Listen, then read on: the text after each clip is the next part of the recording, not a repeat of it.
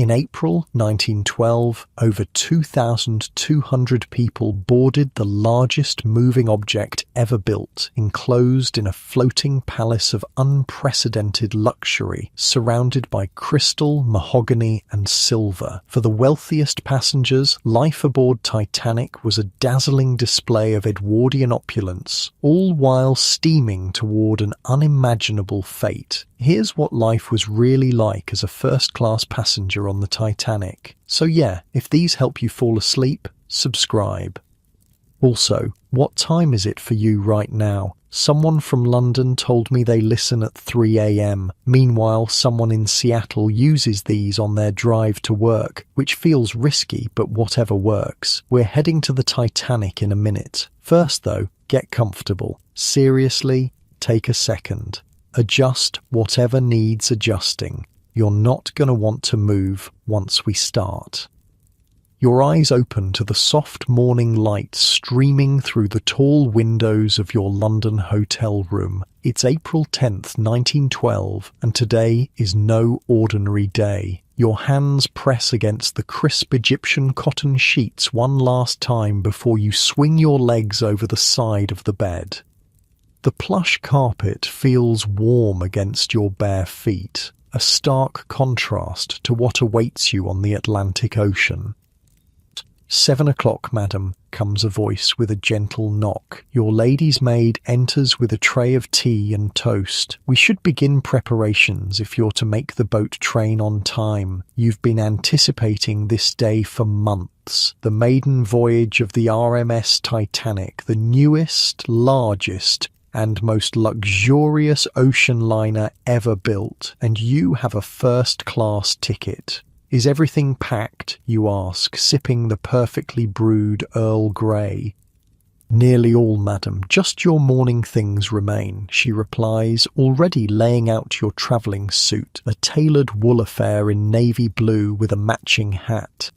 Packing for an ocean crossing isn't simple. You need outfits for every possible occasion. Morning walks on the deck, afternoon teas, formal dinners. God forbid you'd be caught wearing the same evening gown twice. Think about it. Your comfortable bed at home has been replaced by 4 steamer trunks full of clothes. 4, and that's not even counting the hat boxes. The clothing requirements for first-class passage are practically a mathematical equation. For women, at least 1 tailor-made suit, 1 pair of thick silk or woolen tights, 4 sets of combination undergarments, several shirtwaists, a sweater, a woolen wrap for trips to the bath, a dressy bodice for dinner, proper shoes, and 3 pairs of pyjamas. And men don't get off any easier. They need to pack a black dinner coat, shirts for evening attire, a regular suit, woolen underclothing, handkerchiefs, socks, pyjamas, a bathrobe, slippers, and, here's the kicker, a mix of ties and detachable starched shirt collars. I mean, imagine having to pack different shirt collars. That's how you know you're in 1912. Wait till you see what people wear to dinner. Hold up, I'm getting ahead of myself. Breakfast finished, your maid helps you dress. First the chemise and drawers, then the corset, pulled tight but not too tight for travelling, petticoats, and finally the wool travelling suit. Your hair is pinned up meticulously beneath your hat. A touch of powder, a dab of perfume, and you're ready. Downstairs, the hotel staff has arranged for your mountain of luggage to be loaded onto an automobile. You can't help but wonder if you've overpacked, but the thought quickly vanishes. Better to have too much than too little when sailing with the elite of society. The White Star dock at Southampton, please, you tell the driver. The excitement in the air is palpable as you arrive at Waterloo Station. The special boat train, nicknamed the Titanic Special, awaits to carry passengers directly to the Southampton docks. The platform buzzes with activity, porters rushing with luggage, families saying tearful goodbyes, journalists scribbling notes. Did you see the passenger list in the paper? Your friend whispers as you settle into the plush first-class compartment. The Astors are sailing, and the Guggenheims.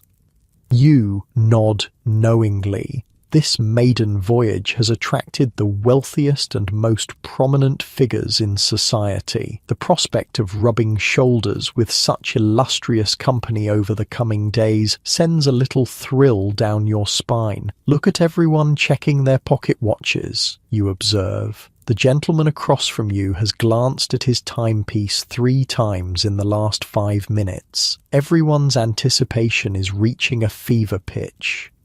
The train journey from London to Southampton takes about an hour and a half, but it feels like days. You try to focus on your book, but your mind keeps wandering to thoughts of the ship. You've seen the advertisements in the papers. The Queen of the Ocean, they're calling her. Practically unsinkable.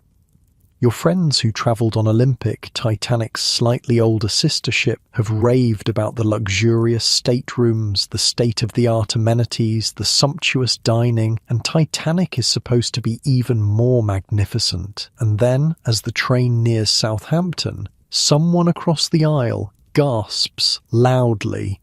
There she is. Everyone rushes to the windows. In the distance, you can make out 4 massive funnels rising against the sky. As the train pulls closer, the full scale of the vessel becomes apparent, and your breath catches in your throat. "Good Lord," mutters the gentleman beside you. "She's massive." That's putting it mildly. Titanic is absolutely enormous. 882 feet of gleaming black hull towering above the dock, her white superstructure crowned with those distinctive buff-coloured funnels with black tops. She makes every other ship in the harbour look like a child's toy. The train finally stops at the dockside station and you descend into a flurry of activity. Porters swarm the train, collecting luggage. Photographers snap pictures. Vendors sell souvenirs and newspapers. The air smells of coal smoke, salt water, and excitement. "You know they're saying she cost $7.5 million to build," says your friend as your luggage is loaded onto a cart. "Can you imagine?" That's equivalent to about $210 million today. But honestly, looking up at this floating palace, it seems like a bargain. The White Star Line has arranged everything with military precision. Your steamer trunks are sorted into 2 categories. Those wanted for the voyage, which will go straight to your stateroom, and those not wanted, which will be stored in the ship's hold until New York. You notice little numbered stickers on all your cases, marked with your name and cabin number. And speaking of cabins, unlike the second and third class passengers who boarded earlier and had to endure lengthy inspection queues, you breeze through a quick ticket check and customs formality. A White Star Line official escorts you toward the first class gangway. "Your stateroom is on B deck, madam," he says with a slight bow. "One of our finest." The gangway to the first-class entrance is unlike the crowded ramps used by lesser passengers. It's a separate, elevated walkway that leads directly to B-deck. As you approach, you take one final look at the towering hull from the outside. The ship is so tall that you have to crane your neck to see the boat deck far above. You can't help but feel a mixture of excitement and the slightest touch of unease at the sheer scale of it all. "It's like walking into a building, not boarding a ship," your friend whispers. You take a deep breath and step across the threshold. The transformation is immediate and dramatic. One moment you're on an industrial dockside, the next you're in what appears to be the corridor of an elegant English country estate or luxury hotel. The ship gently sways beneath your feet, the only reminder that you're on a vessel at all. Your eyes dart from detail to detail, struggling to take it all in. Rich oak panelling lines the walls, plush carpets muffle your footsteps, electric lights in ornate fixtures cast a warm glow over everything. Every surface gleams with polish and care. "Ma'am, if you'll follow me to the purser's office," says a steward in a crisp uniform, "you'll want to make your arrangements for the voyage." This, you quickly learn, is where the real business of first-class travel begins. The purser's office is the nerve centre of passenger services. Here, you can book your deck chair at an additional fee, reserve tables for dining, deposit valuables in the ship's safe, and handle any special requests. The line is considerable, a testament to the ship's full booking, and as you wait, you overhear a steward speaking in hushed but clearly flustered tones about a passenger complaint. Mrs. Shelley says her stateroom is little more than a cell, he whispers to another crew member, says it's bitterly cold and impossibly thin-walled, insists she must have been put into second class by mistake. The other steward rolls his eyes slightly. The White Star Line might have gone a bit overboard with their advertisements. Some of the first-class cabins are indeed small and quite bare. I'll speak to the purser. You make a mental note. Perhaps your B-deck stateroom was a wise choice after all. With your arrangements made and valuables safely deposited, another steward appears to escort you to your cabin. He leads you through a labyrinthine series of corridors. If not for the occasional gentle roll of the ship, you might think you were in an expensive hotel. Here we are, madam. Stateroom B64. The door swings open and you step into what will be your home for the next week. Unlike some of the more basic first-class accommodations, yours is truly luxurious, decorated in the Louis XV style with elegant white and gold mouldings. A comfortable bed with fine linens dominates one wall. There's a small sofa upholstered in silk damask, a writing desk, a marble-topped washstand, and ample closet space. You notice something unusual by the bed, an electric heater, such a modern convenience. You can't resist turning it on to take the slight chill from the air. Your luggage will arrive shortly, madam, the steward informs you. Would you like me to unpack for you, or will your maid be handling that? Before you can answer, there's a knock at the door. It's your friends from the train, their faces flushed with excitement. You must come up to the boat deck, they insist. They're about to cast off, and everyone's gathering to wave goodbye. You hadn't planned to leave your cabin until you'd freshened up, but the infectious enthusiasm is impossible to resist. Following your friends, you make your way through the ship and up the magnificent grand staircase. The staircase alone is worth the price of admission, a soaring multi-deck masterpiece crowned with a wrought iron and glass dome that floods the space with natural light. At the centre landing, an ornate clock is flanked by carved wooden figures representing honour and glory crowning time. It's so grand that several passengers have stopped to photograph it. Can you imagine coming down these stairs in your evening gown? Your friend whispers. After climbing several flights, you emerge onto the open air of the boat deck. The April breeze is cool but pleasant, carrying the scent of sea salt. The deck is crowded with passengers, some chatting excitedly, others waving to loved ones on the dock below. You find a spot at the rail and look down. The distance to the water is dizzying. From this height, the people on the dock look like tiny dolls. All around you, the atmosphere is festive. Children run between the adults' legs while their parents call after them. A woman nearby dabs at tears while simultaneously waving a handkerchief. A group of young men are taking swigs from a hidden flask, toasting the voyage. I heard they delayed the departure, someone near you says. Something about a near collision with another ship. Indeed, there seems to be some commotion in the harbour. A smaller vessel, the SS New York, appears to have broken its moorings and is drifting uncomfortably close to Titanic's massive hull. "Look at that," a gentleman exclaims. "The suction from our propellers must have pulled her loose." You watch as tugboats scramble to intercept the drifting ship. It's a tense few minutes, but disaster is averted as the New York is secured before a collision can occur. Not the most auspicious start to our journey, your friend remarks with a nervous laugh, but the delay is brief. Soon the final preparations resume, and a deep, resonant blast from Titanic's whistle echoes across the harbour, 3 long notes announcing imminent departure. The sound is physically felt as much as heard, vibrating in your chest. Around you, passengers cheer and wave with renewed vigour.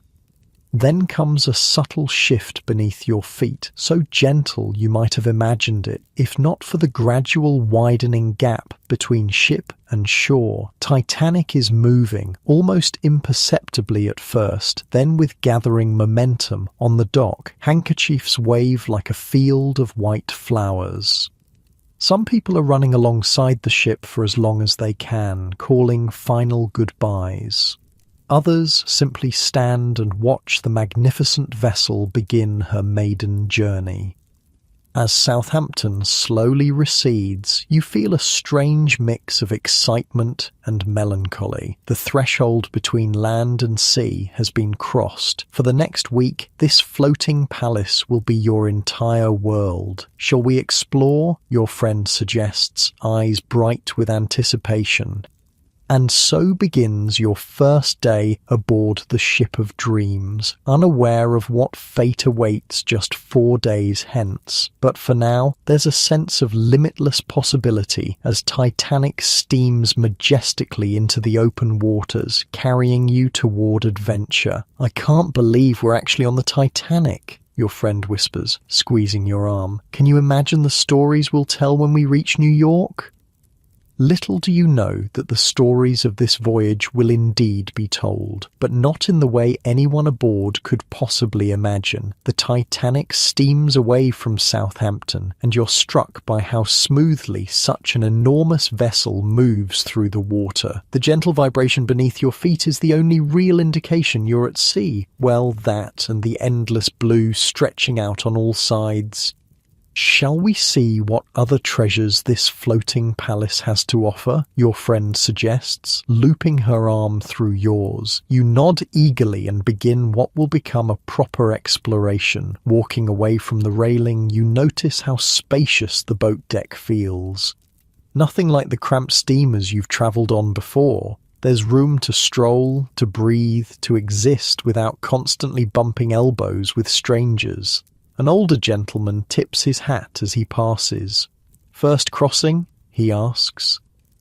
"On the Titanic, yes," you reply, "though I sailed on the Mauretania last summer," he chuckles. "You'll find this quite the upgrade, madam. I was on Olympic last year. Same design, but they've added some lovely touches to her sister here. The private promenade decks for the parlour suites are divine.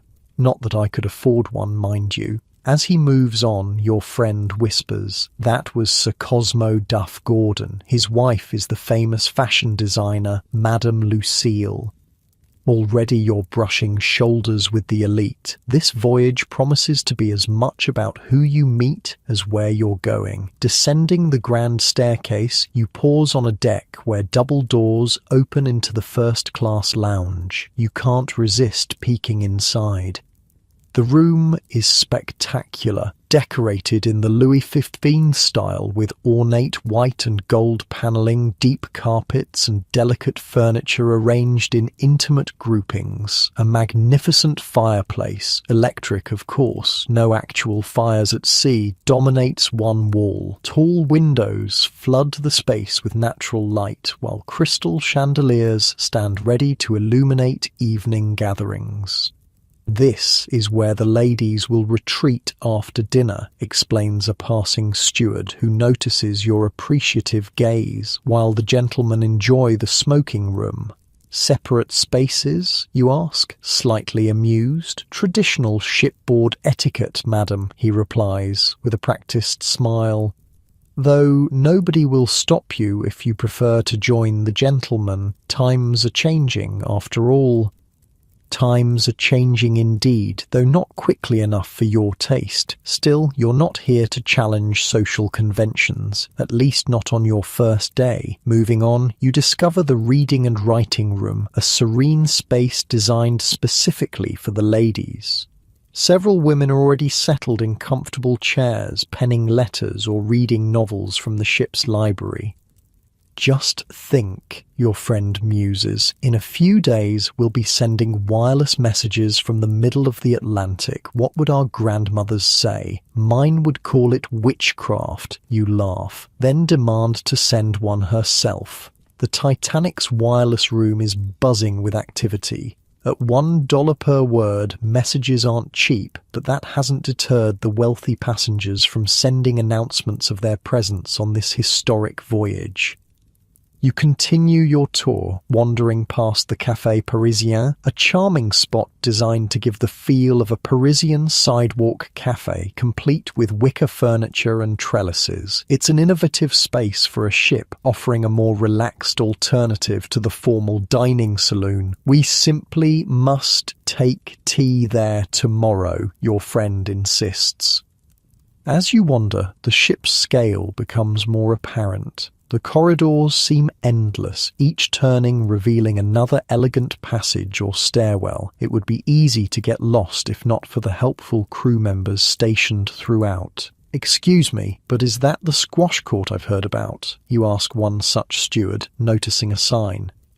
"Yes, madam. Down on the lower deck, one of the only squash courts at sea. 2 shillings per game, rackets and balls provided. The physical instructor will even play as your opponent if needed. You make a mental note to perhaps try it later in the voyage. You've never played squash, but when else would you have the chance to do so in the middle of the ocean? Speaking of unique opportunities, you've heard whispers of the ship's swimming bath, another marvel of modern engineering, an actual swimming pool filled with heated salt water deep within the hull of the ship. Shall we see if we can find it, you suggest? Your exploration takes you deeper into the ship down to F-deck where the pool is located. Along the way you pass the gymnasium, which requires its own ticket, and peek through the windows. Inside are the most modern exercise machines, rowing devices, stationary bicycles, even electric horses and camels that simulate riding. "Look at that," your friend whispers, pointing at a woman in a divided skirt astride the electric camel. "Mrs. Astor, I believe." The famous Madeline Astor, whose husband John Jacob Astor is reportedly the richest man aboard, rides the mechanical beast with impressive poise. The gymnasium instructor, a fit young man in white flannels, stands nearby offering encouragement. "That camel looks ridiculous," a voice says behind you. You turn to see a young woman about your age, her expression amused. "I tried it yesterday on Olympic. Felt nothing like actual camel riding, believe me." "You've ridden real camels?" your friend asks, impressed. "In Egypt last winter. Far dustier affair, I assure you." She extends her hand. "Margaret Brown. Friends call me Maggie." You introduce yourselves, immediately charmed by this forthright woman with her American accent and confident manner.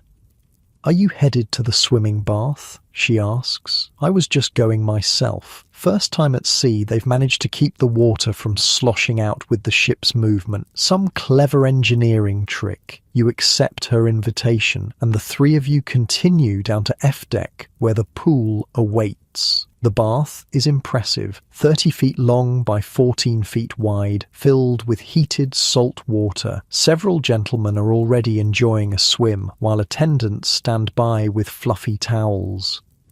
"Ladies' swimming hours begin at 2, an attendant informs you apologetically, but you're welcome to reserve a time. Next to the swimming bath is another of the ship's innovations, the Turkish baths. For an additional fee of $1, first-class gentlemen can enjoy the steam room, hot room, temperate room, and cooling room during the morning hours. Ladies are permitted between 2 and 5 in the afternoon. Worth every penny, Maggie Brown assures you. The cooling room is straight out of Arabian Nights, all blue tiles and teak furniture. Makes you forget you're on a ship entirely. Your new American friend proves to be a wealth of information, having travelled extensively on various ocean liners. As you make your way back up through the ship, she points out features you might have missed and shares gossip about some of the notable passengers. The Wideners are hosting a private dinner party the final night, she confides. Very exclusive. Invitations are the talk of first class. By now, your initial tour has brought you almost full circle back to the upper decks. Your stomach reminds you that breakfast was hours ago, and it's well past luncheon time. The Palm Court should be serving tea soon, Maggie suggests. Shall we? The Palm Court is yet another elegant space filled with potted palms and rattan furniture, a tropical oasis in the middle of the Atlantic. A small orchestra plays quietly in the corner as stewards move efficiently between tables with trays of tea, finger sandwiches and pastries. You settle at a table by the windows, watching the coastline of England grow more distant. The tea service is impeccable, fine bone china, sterling silver and linen so crisp it practically crackles when unfolded. To new friends and new adventures, Maggie raises her teacup in a toast. As you sip your Darjeeling and nibble on cucumber sandwiches, the conversation flows easily between observations about the ship and plans for New York. Maggie, it turns out, is returning from an extended European tour and has a wealth of stories about her travels. "Did you hear we'll be stopping at Cherbourg this evening?" she mentions. "And Queenstown tomorrow, then it's open ocean all the way to New York." "I'd almost forgotten we weren't properly at sea yet," you admit. The ship's gentle movement and incredible stability have made it easy to forget you're on a vessel at all. Time passes pleasantly in conversation, and before you know it, the light outside the windows has begun to shift toward late afternoon. You excuse yourself to return to your stateroom, where your maid has already unpacked your trunks and laid out options for dinner attire. "Not the full evening dress tonight, Emily," you tell her. "I understand the first night is more relaxed." "Very good, madam. Perhaps the navy dinner dress with the silver trim?" As Emily helps you change, you catch her up on your impressions of the ship. Even the servants' accommodations are a step above other vessels, though naturally not as luxurious as passenger cabins. Emily seems pleased with her berth, shared with only one other lady's maid, rather than the dormitory-style accommodations on lesser ships. "The stewards have been most helpful," she reports, fastening the tiny buttons running down your spine, "and the food in the servants' hall is remarkably good." Dressed for dinner, you make your way to the reception room outside the first-class dining saloon on D-deck. This elegant space serves as a gathering point before meals, allowing passengers to mingle and perhaps form dinner parties if they're travelling alone. The reception room buzzes with conversation as passengers compare notes on their staterooms and share first impressions of the ship. Through the wide entrances to the dining saloon, you can see stewards putting final touches on the tables, adjusting crystal, straightening silver, ensuring everything is perfect. "I hear they've delayed our departure from Cherbourg," someone mentions nearby. "Some issue with the tenders." Indeed, looking out the windows, you can see that the ship has slowed as it approaches the French port. Cherbourg's harbour isn't deep enough to accommodate a vessel of Titanic's size, so passengers and mail must be ferried out by smaller boats. "We won't be allowed ashore, will we?" your friend asks a passing officer. "I'm afraid not, madam," he replies. "Just a brief stop to take on passengers and mail. We should be underway again within 2 hours." A steward sounds a small gong, signalling that dinner is served. Unlike the formal announcement you'll experience on subsequent evenings, when a bugler will play "The Roast Beef of Old England," this first night is less ceremonial.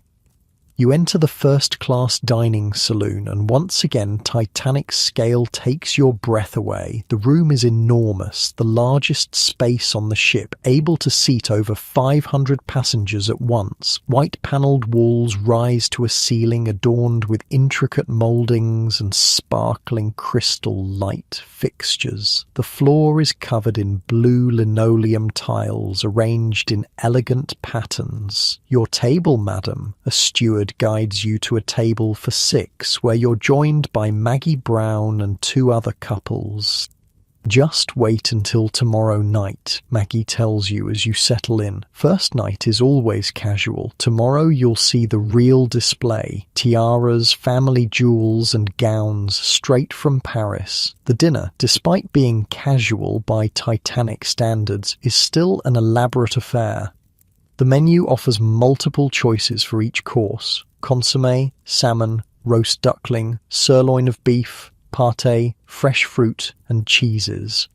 Each dish is artfully presented on white star-lined china bordered in blue and gold. Throughout the meal, the atmosphere remains relaxed. Men haven't changed into full evening dress with tails, and ladies have forgone their most elaborate gowns. After all, many passengers are still settling in, and some are still boarding at Cherbourg. Through the windows, you catch glimpses of the smaller tender vessels approaching Titanic's towering hull. The SS Nomadic, specially designed to ferry first and second-class passengers, looks like a toy beside the ocean liner. I hear the Duff Gordons are boarding at Cherbourg, someone mentions, and Benjamin Guggenheim. More millionaires per square foot than Newport in August, Maggie quips, earning laughs from around the table. Conversation flows as easily as the wine, touching on everything from politics to fashion to speculation about how quickly Titanic might cross the Atlantic on her maiden voyage. Captain Smith is known for setting records, one gentleman informs the table, though I understand White Star is more concerned with comfort than speed. Unlike Cunard, his wife adds, the Mauretania and Lusitania practically shake your teeth loose getting to New York a few hours sooner. I'd rather arrive rested than rattled, you contribute, earning nods of agreement. After dinner, unlike subsequent evenings when traditions will dictate that ladies retire to the lounge while gentlemen enjoy cigars and brandy in the smoking room, the mood remains casual and mixed. Some passengers drift toward the reception room for coffee, others head to the boat deck for fresh air, and a few make their way to the smoking room regardless of convention.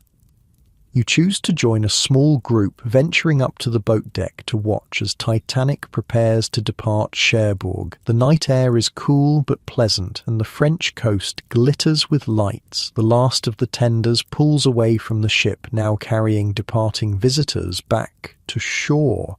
With new passengers aboard, Titanic sounds her whistle, that same deep, resonant call that vibrates in your chest. Slowly, the massive vessel begins to move again, turning toward the open sea. Next stop Queenstown, someone nearby says. Then nothing but ocean for days. The thought sends an unexpected shiver down your spine. While Titanic feels as solid as any building on land, there's something humbling about the vast darkness of the sea surrounding you. From your vantage point high on the boat deck, the water seems very far below, black and mysterious in the night. A steward passes with a tray of hot chocolate, and you gratefully accept a cup, wrapping your fingers around its warmth. The rich, sweet scent rises with the steam, momentarily displacing the salt air. Some passengers have begun to drift inside, finding the wind too brisk, now that the ship is gaining speed. Others linger at the rails, watching Cherbourg's lights grow smaller until they merge with the distant shoreline and finally disappear altogether. "I think I'll turn in," your friend says with a small yawn. "It's been quite a day." You nod in agreement. The excitement of boarding, exploring the ship and meeting new acquaintances has left you pleasantly exhausted. Besides, tomorrow promises more discoveries. The gymnasium, perhaps the Turkish baths, and certainly more acquaintances to be made. Making your way back to your stateroom, you find Emily has already turned down the bed and laid out your night clothes. The electric heater has taken the chill from the air, making the cabin wonderfully cozy. "Will there be anything else, madam?" she asks. "No, thank you, Emily. You may retire." Left alone, you move to the small porthole in your cabin and gaze out at the dark sea. The slight vibration of the engines creates a gentle, almost soothing hum. Combined with the subtle movement of the ship, it's surprisingly relaxing. As you prepare for bed, you reflect on this first day aboard the Titanic. The ship has already exceeded your expectations, not just in its luxury and scale, but in the sense of possibility it creates. For this 1 week, you exist in a world apart, a floating microcosm of Edwardian high society where every comfort is anticipated and provided. You slip between the crisp linen sheets, your body sinking into the comfortable mattress. The gentle rhythm of the ship lulls you towards sleep, even as your mind still buzzes with impressions of the day. The gleaming grand staircase, the palatial public rooms, the interesting characters you've met. Tomorrow will bring Queenstown, Ireland, and then the true Atlantic crossing begins. 6 days of steaming toward New York with nothing but Titanic's considerable amusements to occupy you. The thought brings a smile to your lips as you drift towards sleep, rocked by the gentle movement of the greatest ship in the world.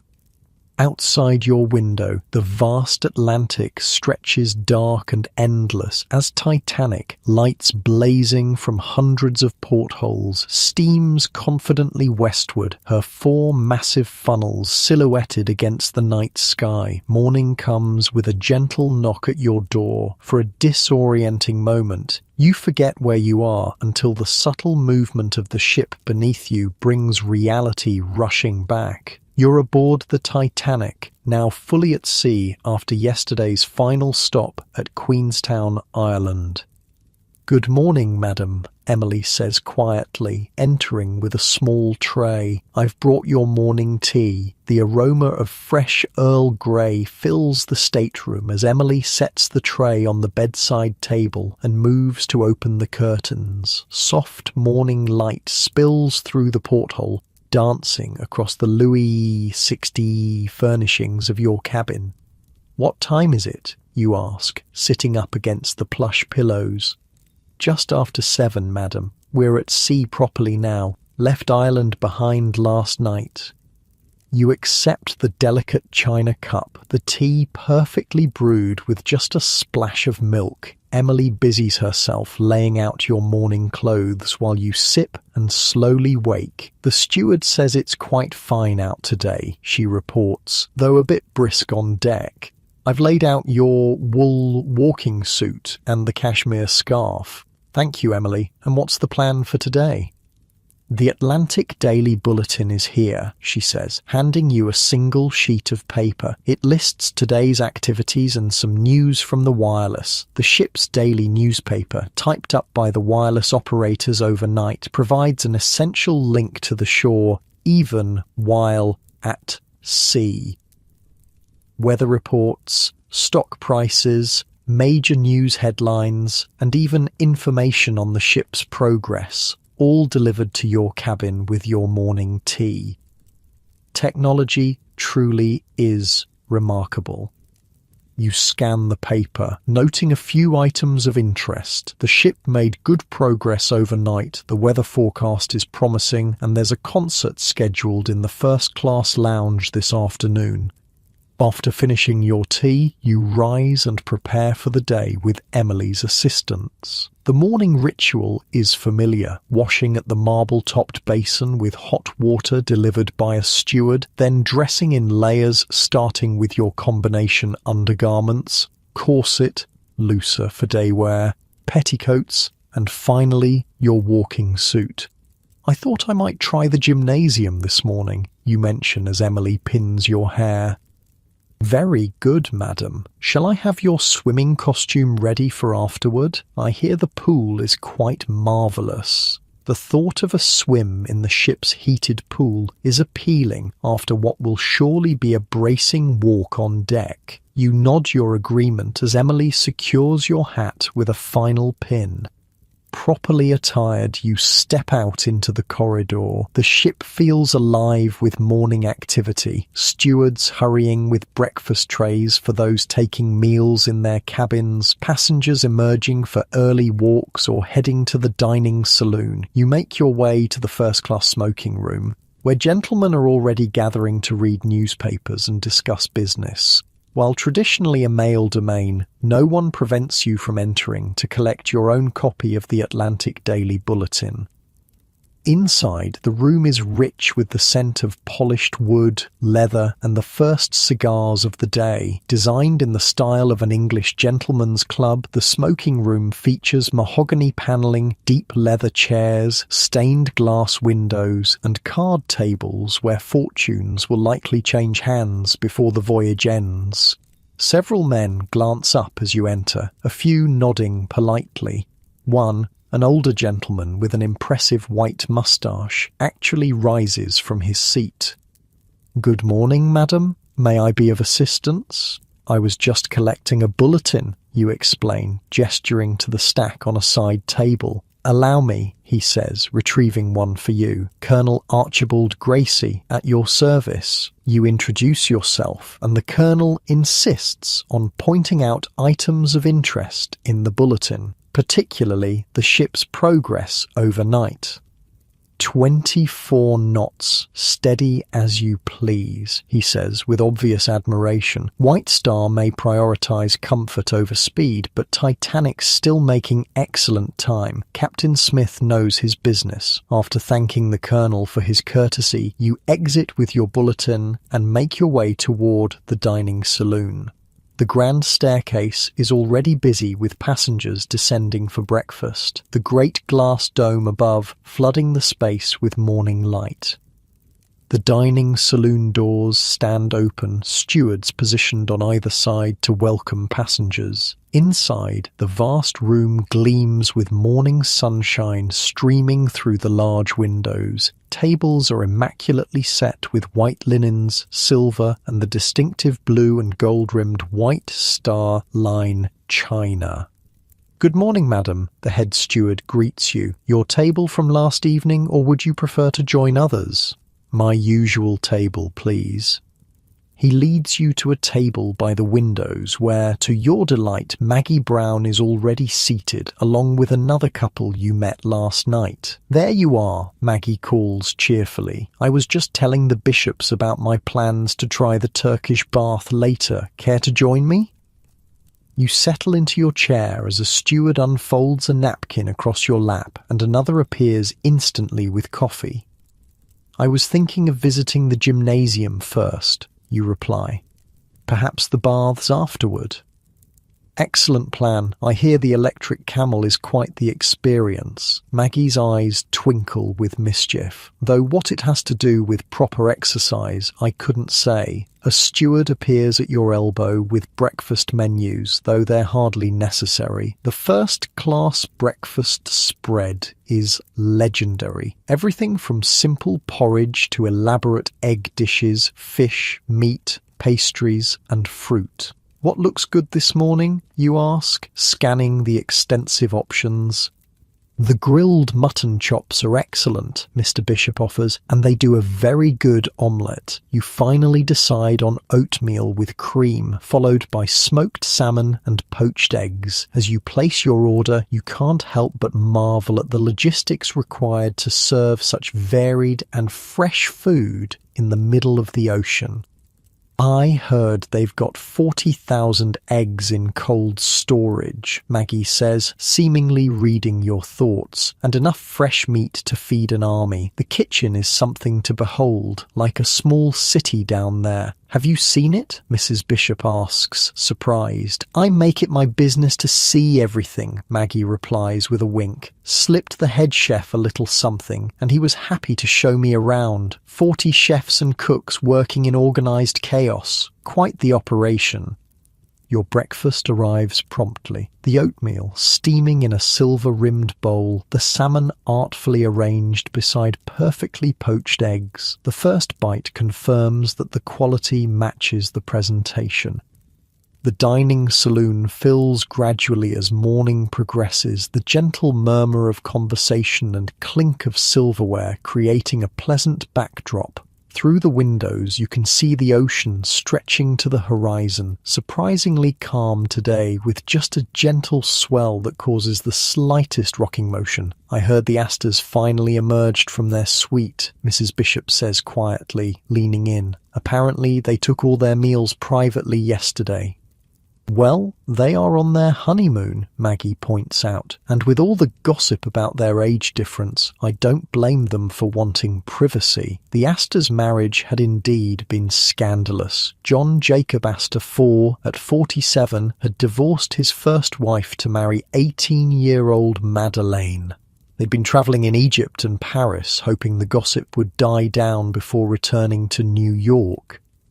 "They say his suite has a private promenade deck," Mr. Bishop adds. "Probably hasn't felt the need to emerge." You finish your breakfast as the conversation flows around you, touching on fellow passengers, upcoming shipboard activities and predictions about the Atlantic weather. "Well, I'm off to the gymnasium," you announce, dabbing your lips with your napkin. "Anyone care to join me?" Maggie agrees enthusiastically, while the bishops decline in favour of a morning constitutional around the boat deck. You and Maggie make your way up to the boat deck, where the gymnasium is located just aft of the officers' quarters. The morning air is bracingly fresh when you step outside, the wind carrying the scent of salt spray. "Now this is proper sea air," Maggie exclaims, taking a deep breath. "Makes you feel alive, doesn't it?" The deck is already busy with early walkers getting their exercise, some power striding with serious expressions, others strolling leisurely while chatting. A few hardy souls have claimed deck chairs despite the cool morning, bundled in blankets while they read or simply gaze at the ocean. The gymnasium door stands open, and inside you find several passengers already using the equipment under the watchful eye of the physical educator, Mr. Macaulay, a fit young man in impeccable white flannels. "Good morning, ladies," he greets you cheerfully. "First time in our gymnasium, you'll need tickets, 1 shilling each, available at the purser's office." Maggie produces 2 tickets from her handbag with a flourish. "Already handled. Now show us these famous electric beasts of yours." The gymnasium is a bright, modern space with white oak panelling and large windows offering views of the passing ocean. The equipment ranges from familiar to utterly foreign. Dumbbells and Indian clubs, rowing machines, stationary bicycles, a peculiar contraption for back and stomach massage, and of course the infamous electric camel and horse. The electric horse simulates a trot or canter, Macaulay explains, demonstrating the strange device which rocks back and forth with mechanical precision. Excellent for the digestion and posture, very popular with the gentlemen. "And the camel?" you inquire, eyeing the bizarre contraption skeptically. Similar principle, but with a different motion, more of a camel's gait. The ladies find it most beneficial for the waistline. You exchange a glance with Maggie, both of you struggling to maintain proper decorum. "I believe I'll try it," Maggie announces boldly. "When else will I ride a camel without the sand and heat?" While Maggie mounts the electric beast with surprising grace, you opt for one of the stationary bicycles. Macaulay shows you how to adjust the resistance and operate the meter that tracks your theoretical distance travelled. "We have some ladies who race each other," he mentions. "Mrs. Candy and Mrs. Dodge have quite the rivalry going, 10 miles yesterday before luncheon." As you pedal, watching the meter tick upward, you observe your fellow passengers, a mix of ages and body types, all earnestly working up a light sweat in their exercise attire. Women wear practical divided skirts or loose gym wear, while men sport loose flannel trousers and light shirts, far from the formal attire seen throughout the rest of the ship. "This camel is nothing like the real thing," Maggie calls over, bouncing rhythmically. "Far too smooth. Real camels are dreadful, jerky creatures. This is more like I don't know what. Perhaps that's why it's popular," you suggest. "All the prestige of saying you've ridden the camel with none of the discomfort." After 20 minutes of steady pedaling, you've worked up a healthy glow. Macaulay appears with a cup of water for both you and Maggie, who has now moved on to the rowing machine. "Most ladies take a turn on the mechanical horse before finishing," he suggests. "Excellent for posture." You decide to try it, if only for the novelty. The mechanical horse rocks methodically beneath you, nothing like a real horse's movement, but oddly soothing nonetheless. You can see why it's popular, especially for passengers unaccustomed to physical activity. Do many women use the gymnasium? You ask Macaulay as you dismount. "Oh yes, quite a good number. Ladies' hours are 10 till 1, and we're usually busy. The electric camel is quite the draw." He lowers his voice slightly. "Between us, I think some come just to say they've tried it, a conversation piece for dinner parties back home." After thanking Macaulay for his attention, you and Maggie depart, pleasantly exercised and ready for your next activity. "Turkish baths," Maggie suggests. "Ladies' hours start at 2, but we could reserve spots now." "Let's do that, and perhaps visit the swimming bath in between. I hear it's quite remarkable." You make your way back inside and down the main companionway to F deck, where both the swimming bath and Turkish baths are located. The ship seems to go on forever, deck after deck, connected by elegant staircases and electric elevators that make navigation surprisingly easy despite Titanic's vast size. The swimming bath attendant is pleased to take your reservation, explaining that the pool is currently in use by gentlemen, but will be available to ladies at 11 o'clock. "The water is kept at a comfortable temperature, madam," he assures you. "Heated salt water, very buoyant. Towels and swimming costumes are available if needed." From there you continue to the Turkish bath entrance, where another attendant books your afternoon appointment.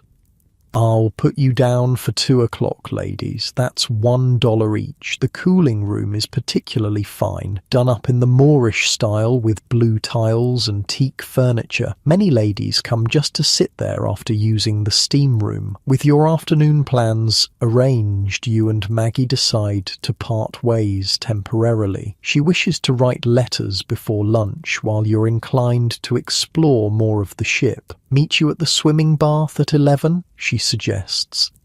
"Perfect. I think I'll take a turn around the boat deck first." As you part ways, you realize how quickly shipboard acquaintances develop into something resembling friendship. The closed environment of the ship, combined with shared experiences, creates a unique social atmosphere where traditional introduction protocols relax somewhat.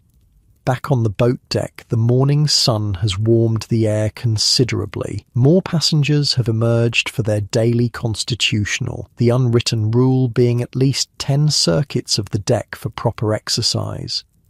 You join the slow parade of walkers, falling into the established counterclockwise flow. The deck is wide enough for pairs to walk comfortably side by side, allowing for conversation. Occasionally, someone stops at the railing to gaze out at the endless blue or point out a distant ship on the horizon. "Beautiful morning," comments an elderly gentleman as he passes you for the second time, clearly maintaining a faster pace. "Indeed it is," you reply, smiling at his determined stride. Looking out at the ocean, you're struck by the curious sense of isolation. Despite being surrounded by hundreds of fellow passengers and crew, Titanic feels like a world unto itself, a floating island of Edwardian luxury in the middle of the vast Atlantic. The sun glints off the waves, creating a dazzling display of light. The air tastes of salt and possibility. For this brief interlude between Southampton and New York, normal life is suspended. No obligations beyond deciding which of the ship's pleasures to indulge in next. As you complete your third circuit of the deck, you notice a small group gathered at the starboard rail, pointing at something in the distance. Curious, you join them. "Dolphins," a young girl explains excitedly, pointing. "A whole pod of them." Sure enough, sleek grey forms leap and play in the ship's wake, seemingly racing the massive vessel. Their joyful acrobatics bring smiles to even the most reserved passengers. You linger at the rail, watching the natural spectacle and enjoying the fresh air. Time seems to slow, marked only by the steady thrum of the engines far below and the rhythmic splash of waves against the hull. This is the magic of an Atlantic crossing. These moments of unexpected delight, the luxury of time stretching before you, and the curious blend of freedom and containment that only exists at sea. As the ship's clock chimes 11 bells, you remember your swimming appointment with Maggie. With one last look at the playful dolphins, you turn back toward the interior of the ship, ready for your next adventure aboard the floating palace that is RMS Titanic. You make your way down to F deck, where both the swimming bath and Turkish baths are located. The deeper you go into the ship, the more noticeable the engine vibration becomes, a gentle, steady hum that reminds you you're on a moving vessel, despite all evidence to the contrary in the luxurious upper decks. The swimming bath attendant greets you with a crisp bow. "Good morning, madam. Your friend Mrs. Brown has already arrived and is changing. Would you care to use one of our swimming costumes, or have you brought your own?" You've brought your own. A navy wool affair with white trim that's far more practical than fashionable. Not that fashion matters much in a ladies-only swimming hour. The changing room is small but elegant, with wooden lockers and benches. Maggie is just emerging in her own swimming costume, a rather daring red and black striped number that would raise eyebrows on any beach in America. "There you are," she exclaims. "I was beginning to think you'd gotten lost. This ship is a proper maze, isn't it?" "Dolphins," you explain. "On the starboard side. I lost track of time watching them." "Well, you haven't missed anything. I've just peeked at the pool. It's marvellous. Actual swimming on a ship. What will they think of next?" After changing, you follow Maggie through another door into the pool area proper. The swimming bath is a rectangular pool, 30 feet long by 14 feet wide, surrounded by a tiled deck. Electric lights illuminate the space, supplementing the natural light from small portholes high on one wall. The most remarkable thing is the water itself, perfectly still despite the motion of the ship. Some clever engineering feat prevents the water from sloshing with the vessel's movement, making actual swimming possible. How do they manage that, you wonder aloud? "Baffles," replies a woman already swimming. She pauses at the pool's edge, pushing wet hair from her forehead. "My husband's in shipbuilding. Says they've installed baffles beneath the surface that break up the wave motion. Same principle they use to stabilize the ship itself, just adapted for the pool." You thank her for the explanation and gingerly test the water with your toes. It's pleasantly warm, heated salt water that feels somehow silkier than fresh water. "Oh, just get in already," Maggie laughs, stepping past you and descending the small ladder into the deeper end. She submerges herself completely, emerging with a delighted gasp. Divine, absolutely divine. You follow more cautiously, adapting to the curious sensation of swimming in a contained body of water that itself is moving across the ocean. The salt water's buoyancy makes floating effortless. You close your eyes for a moment, suspended in the warm water, and experience a curious sensation of timelessness, as if you're floating in some liminal space between worlds. "Race you," Maggie challenges, breaking your reverie. For the next half hour, you and the other women enjoy the unique pleasure of swimming in the middle of the Atlantic. Some do laps with serious determination, others simply float and chat. One young woman demonstrates an impressive dive from the pool's edge, earning spontaneous applause. "That's enough exercise for one morning," Maggie eventually declares, hauling herself out via the ladder. "I've worked up quite an appetite. Luncheon next, I think, before our appointment at the baths." You agree, and after changing back into your day clothes, make your way up to the dining saloon. First-class luncheon is served from 1 p.m. to 2:30 p.m, less formal than dinner, but still an elegant affair with multiple courses and impeccable service. The dining saloon is about half full when you arrive, many passengers preferring a lighter lunch at the Café Parisien or Veranda Café on days with fine weather. You and Maggie are shown to a table by the windows, giving you a splendid view of the ocean rushing past. "Quite a morning we've had," Maggie remarks, unfolding her napkin. "Electric camels and saltwater swimming. My friends back in Denver would never believe it."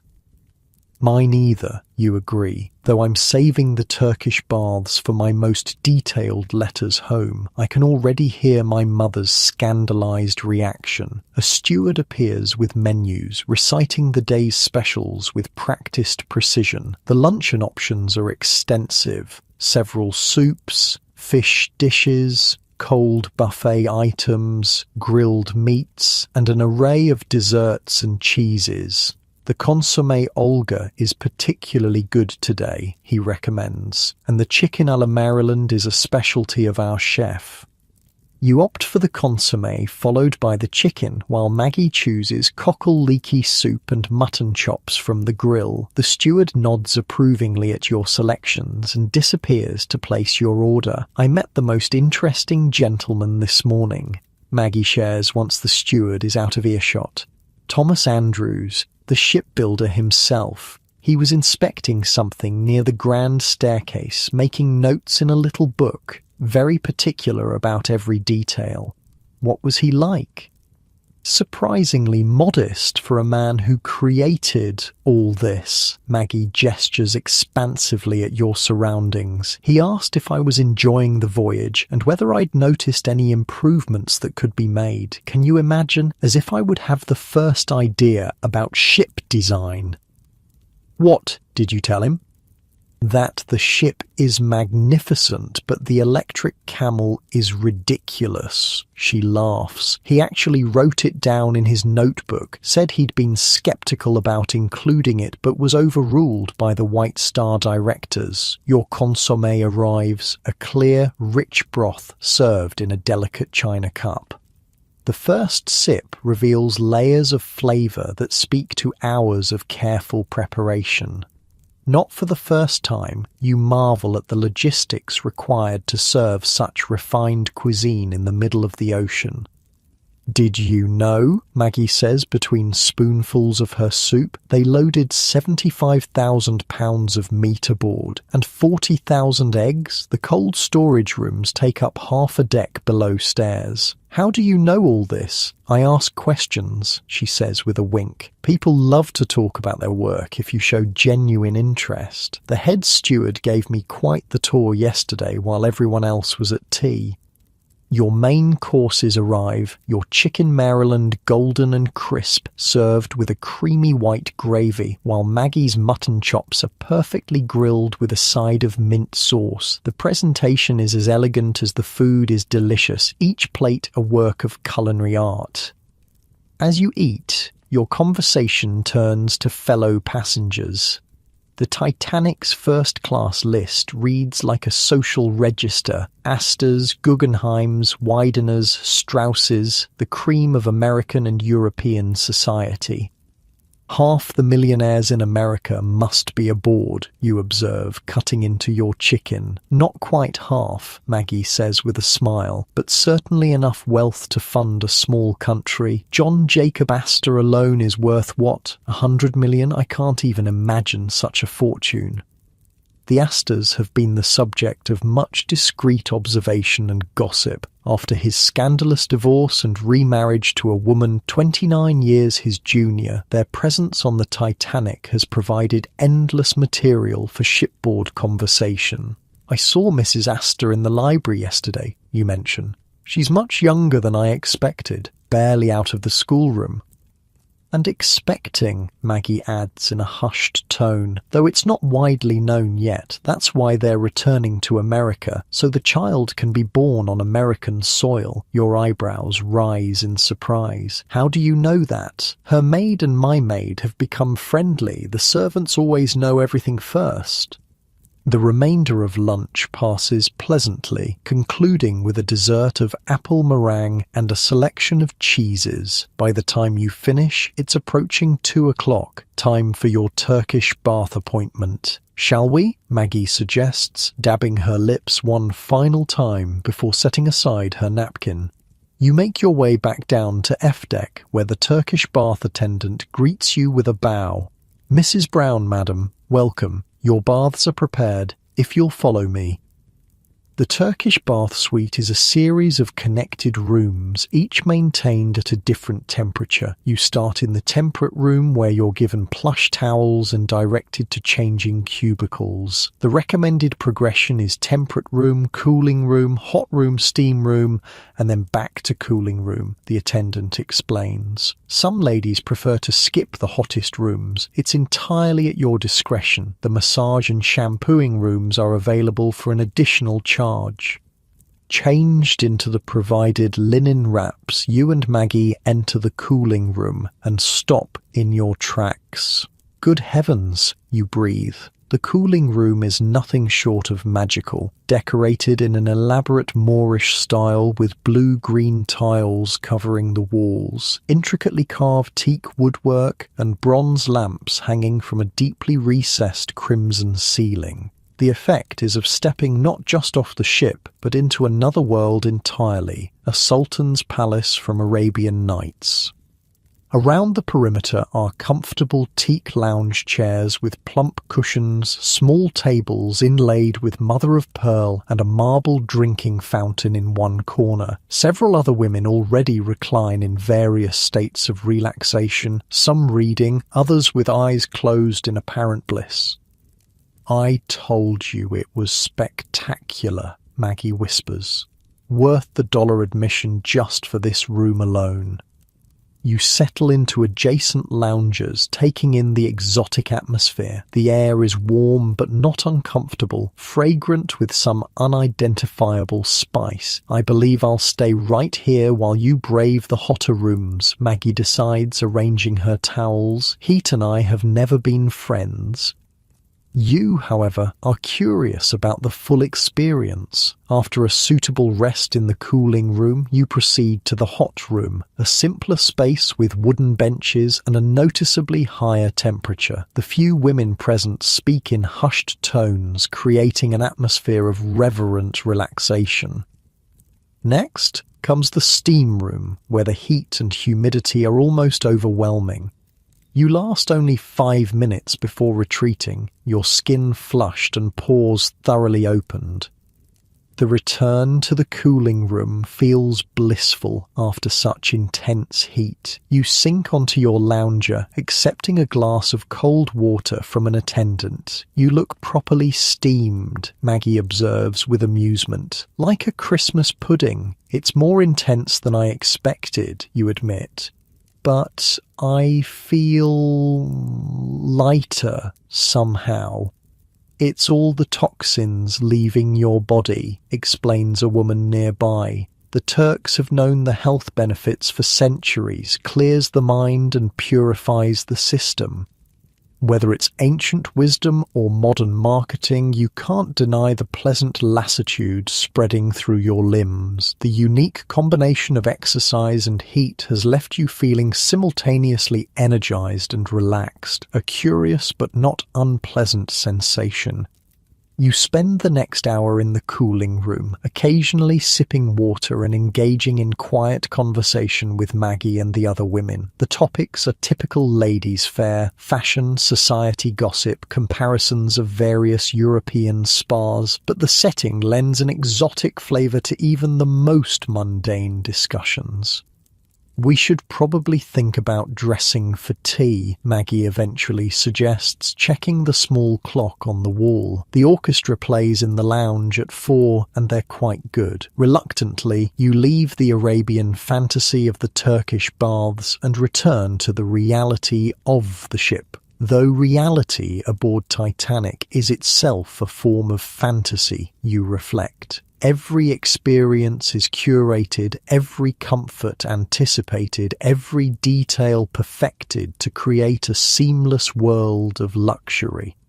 After changing back into your day clothes, you and Maggie make your way to the reading and writing room on a deck, a space primarily designed for ladies to write letters, read, or engage in quiet conversation. The room is decorated in Georgian style, with comfortable armchairs, writing desks equipped with Titanic stationery, and large windows overlooking the boat deck and sea beyond. "I should write to my children before tea," Maggie says, settling at a desk. "Care to join me? You could tell your mother all about the scandalous Turkish baths." You smile at the suggestion, but take a seat at an adjacent desk. There is something special about correspondence written at sea. The letterhead alone a souvenir of the voyage. You select a sheet of white Star Line stationery embossed with the company logo and RMS Titanic in elegant script. "Dearest Mother," you begin, your pen gliding across the heavy paper. "You won't believe where I am writing this from." For the next half hour, you compose a detailed account of your voyage thus far, the magnificence of the ship, the interesting people you've met, the unusual experiences like the electric camel and swimming bath. You deliberately omit specific names and gossipy details, knowing your mother's penchant for sharing correspondence with her friends. As you finish your letter, sealing it in an envelope to be posted upon arrival in New York, you notice the light outside the windows beginning to soften. The afternoon is advancing, the day's activities gradually transitioning toward evening. "Tea?" Maggie suggests, having completed her own letters. You nod, gathering your belongings. Another meal awaits, less formal than luncheon, but no less elegant. Afternoon tea aboard Titanic is a refined affair, with delicate sandwiches, scones, pastries, and of course, properly brewed tea served in fine bone china. As you follow Maggie toward the Palm Court where tea is served, you reflect on the curious nature of life at sea, this constant procession from one meal to the next, one activity to another, all while moving steadily across the vast Atlantic. There's a dreamlike quality to the experience, a suspension of normal time and constraints. The Palm Court awaits, with its potted palms, wicker furniture, and the gentle strains of the orchestra playing Tchaikovsky. Another chapter in your Titanic day is about to unfold, each hour bringing new pleasures in this floating world of Edwardian splendor. The Palm Court is already busy when you arrive, the gentle notes of a string quartet floating above the murmur of conversation. Afternoon tea aboard Titanic is no casual affair. It's a social ritual observed with all the proper ceremony. Ladies in afternoon dresses and gentlemen in lounge suits gather at small tables while stewards in white gloves move efficiently between them carrying silver trays. "Mrs. Brown, over here," calls a voice. It's Mrs. Bishop from breakfast, waving you and Maggie toward a table near the windows where she sits with two other women you haven't yet met. We've saved seats, she explains as you approach. Everyone wants a window table for tea. Introductions are made. The newcomers are Mrs. Carter and her daughter Lucille, both travelling to Philadelphia after a shopping expedition to Paris. Lucille, barely 20, is wide-eyed with excitement about everything aboard Titanic, from the Turkish baths, which her mother deemed inappropriate, to the wireless room where she sent messages to friends back home. $3 for 3 words, she says with a laugh. Father will have a fit when he sees the bill, but how could I not send a wireless from the Titanic? A steward appears at your table, laying out crisp white napkins with practiced efficiency. Tea for 5, ladies. The Darjeeling is particularly good today. You settle on Darjeeling, and within minutes an elaborate tea service appears. A silver teapot, delicate cups and saucers in the white star line pattern, tiny silver tongs for sugar, and strainers for the loose tea. A 3-tiered serving stand follows, laden with finger sandwiches, cucumber, egg and cress, smoked salmon, freshly baked scones with clotted cream and strawberry jam, and an assortment of pastries that would make a Parisian patisserie proud. I'll pour, Mrs. Bishop offers, taking command of the teapot with the confidence of someone who has presided over countless afternoon teas. Milk? Sugar? The ritual of afternoon tea creates an immediate bond between women who were strangers moments before. Conversation flows as easily as the tea, covering the usual topics. The ship itself, magnificent. The crossing so far, remarkably smooth. Fellow passengers, have you seen the Astors? And plans for arrival in New York. We must be making good time, Mrs. Carter observes, glancing out the window at the passing ocean. Captain Smith has a reputation for speed, you know. My husband spoke with one of the officers this morning, Mrs. Bishop adds. Says we're doing over 22 knots consistently. Might arrive earlier than scheduled if this weather holds. I heard some of the gentlemen have organised a betting pool on each day's mileage, Maggie contributes. Quite substantial stakes, apparently. Young Lucille leans forward, her voice dropping to a scandalised whisper. Speaking of betting, I heard there are professional gamblers aboard, men who travel on these ships just to prey on wealthy passengers in the smoking room. Lucille, where do you hear such things? Her mother scolds. From Lady Duff Gordon's maid, she replies, unrepentant. She says they wear disguises and everything. Some even work with women who distract the victims. The conversation turns to shipboard gossip. The Ryersons had an argument in the lounge. The Wideners are planning a dinner party for Captain Smith the night before arrival. Benjamin Guggenheim travels with both a valet and a chauffeur, despite having no automobile aboard. As tea progresses, the orchestra shifts to playing selections from The Merry Widow, the popular operetta. Several passengers hum along, creating an atmosphere of genteel conviviality. I believe I'll take a turn around the deck before dressing for dinner, Maggie announces as the tea things are cleared away. Anyone care to join me? You agree readily, while the others decline. Mrs. Bishop and Mrs. Carter in favour of a rest before dinner. Lucille to write more expensive wireless messages to friends. Outside on the boat deck, the late afternoon sun casts a golden glow over everything. The air has warmed considerably since morning, making for pleasant walking conditions. Other passengers have had the same idea. The deck is busy with strollers enjoying the final hours of daylight. Tea was lovely, but I needed some air, Maggie confides as you walk. There's only so much gossip one can stomach in a sitting. You laugh in agreement. The constant close quarters of shipboard life breed gossip like nothing else. Every glance, conversation, or social pairing analysed and discussed in exhaustive detail. As you complete your first circuit of the deck, you notice a group gathered around what appears to be some sort of game. Curious, you and Maggie pause to observe. "Deck quoits," explains a gentleman standing nearby. "Care to join? We're one player short."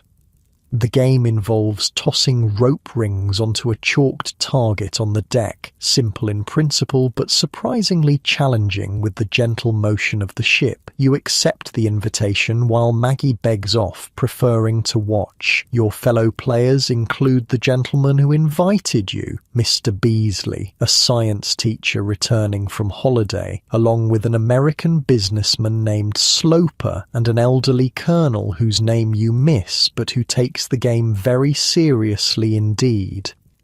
Left wrist straight, right arm in pendulum motion, the colonel instructs you, demonstrating the proper technique. Compensate 2 degrees for the ship's movement. You make a respectable showing for a beginner, landing several rings close to the center target. Mr. Sloper proves exceptionally skilled, winning handily, while the colonel grumbles about the wind affecting his aim. "Well played," Mr. Beasley tells you as the game concludes. "We play daily at 3 if you'd care to join tomorrow. Ladies are most welcome. We had Mrs. Futrell yesterday and she nearly beat us all." Thanking him for the invitation, you rejoin Maggie, who has been chatting with a young couple at the rail. "I've been recruited for shuffleboard tomorrow," she announces cheerfully. "Mr. and Mrs. Astor organise a small tournament each afternoon." Your eyebrows rise in surprise. "The Astors?" "The very same. They're trying to be more sociable, apparently. Tired of hiding in their suite." She lowers her voice. "She's absolutely lovely, barely older than Lucille, poor thing, with everyone staring and whispering." The mention of the Astors reminds you of the social complexity aboard. How the microcosm of the ship reflects the larger society, with its judgments and hierarchies intact despite the democratic nature of the sea itself. You continue your walk, completing several circuits of the deck. The sun begins its descent toward the horizon, painting the sky in spectacular shades of orange and pink. Many passengers pause their activities to watch the display, gathering at the rails to witness the sun seemingly sink into the vast Atlantic. "Nothing like a sunset at sea," Maggie observes quietly. "Makes you feel small in the best possible way."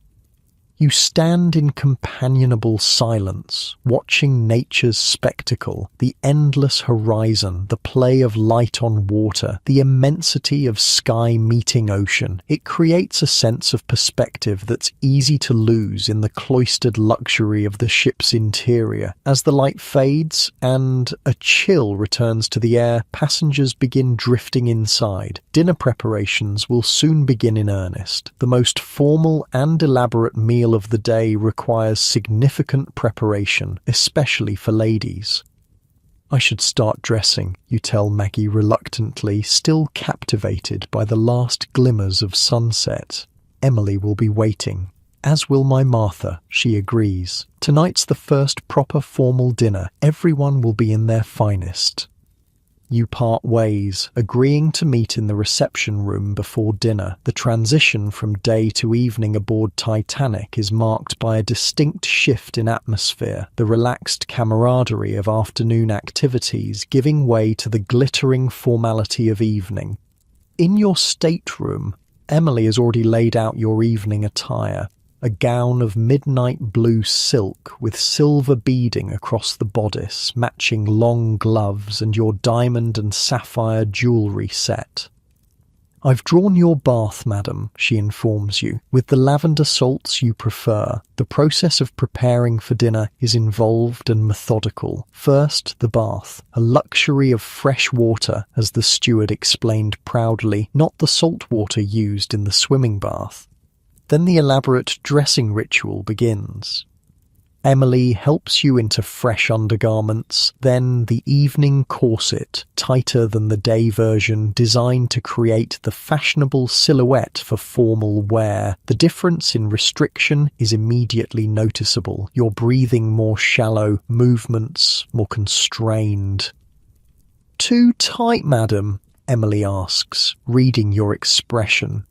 "No, it's fine," you assure her, though in truth you wonder how you'll manage a 10-course dinner in such confinement. Fashion demands its sacrifices. Next comes the gown itself, a marvel of dressmaking with its intricate beading and perfectly draped skirt. Emily fastens dozens of tiny hooks and eyes up the back, adjusts the short train and helps you into your evening slippers. Then jewellery, the sapphire pendant that was your grandmother's, matching earrings and several diamond bracelets. Your hair is arranged in an elaborate updo with a small diamond hairpin adding just the right sparkle. The final touch, a spray of French perfume at throat and wrists. Emily steps back, surveying her handiwork with a critical eye. "You look wonderful, madam. The blue brings out your eyes perfectly." A glance in the mirror confirms her assessment. The transformation from day to evening is complete. The practical walking suit and sensible boots replaced by silk, jewels, and impractical satin slippers. You are now dressed for what is arguably the central social event of shipboard life, the first-class dinner. "Will there be anything else, madam?" "No, thank you, Emily. I don't expect to be back until quite late. Don't wait up." Gathering your evening bag and wrap, you step into the corridor, immediately encountering other passengers similarly transformed. Gentlemen in impeccable black evening dress with white waistcoats and ties, ladies in a rainbow of silk, satin, and velvet, jewels catching the light with every movement.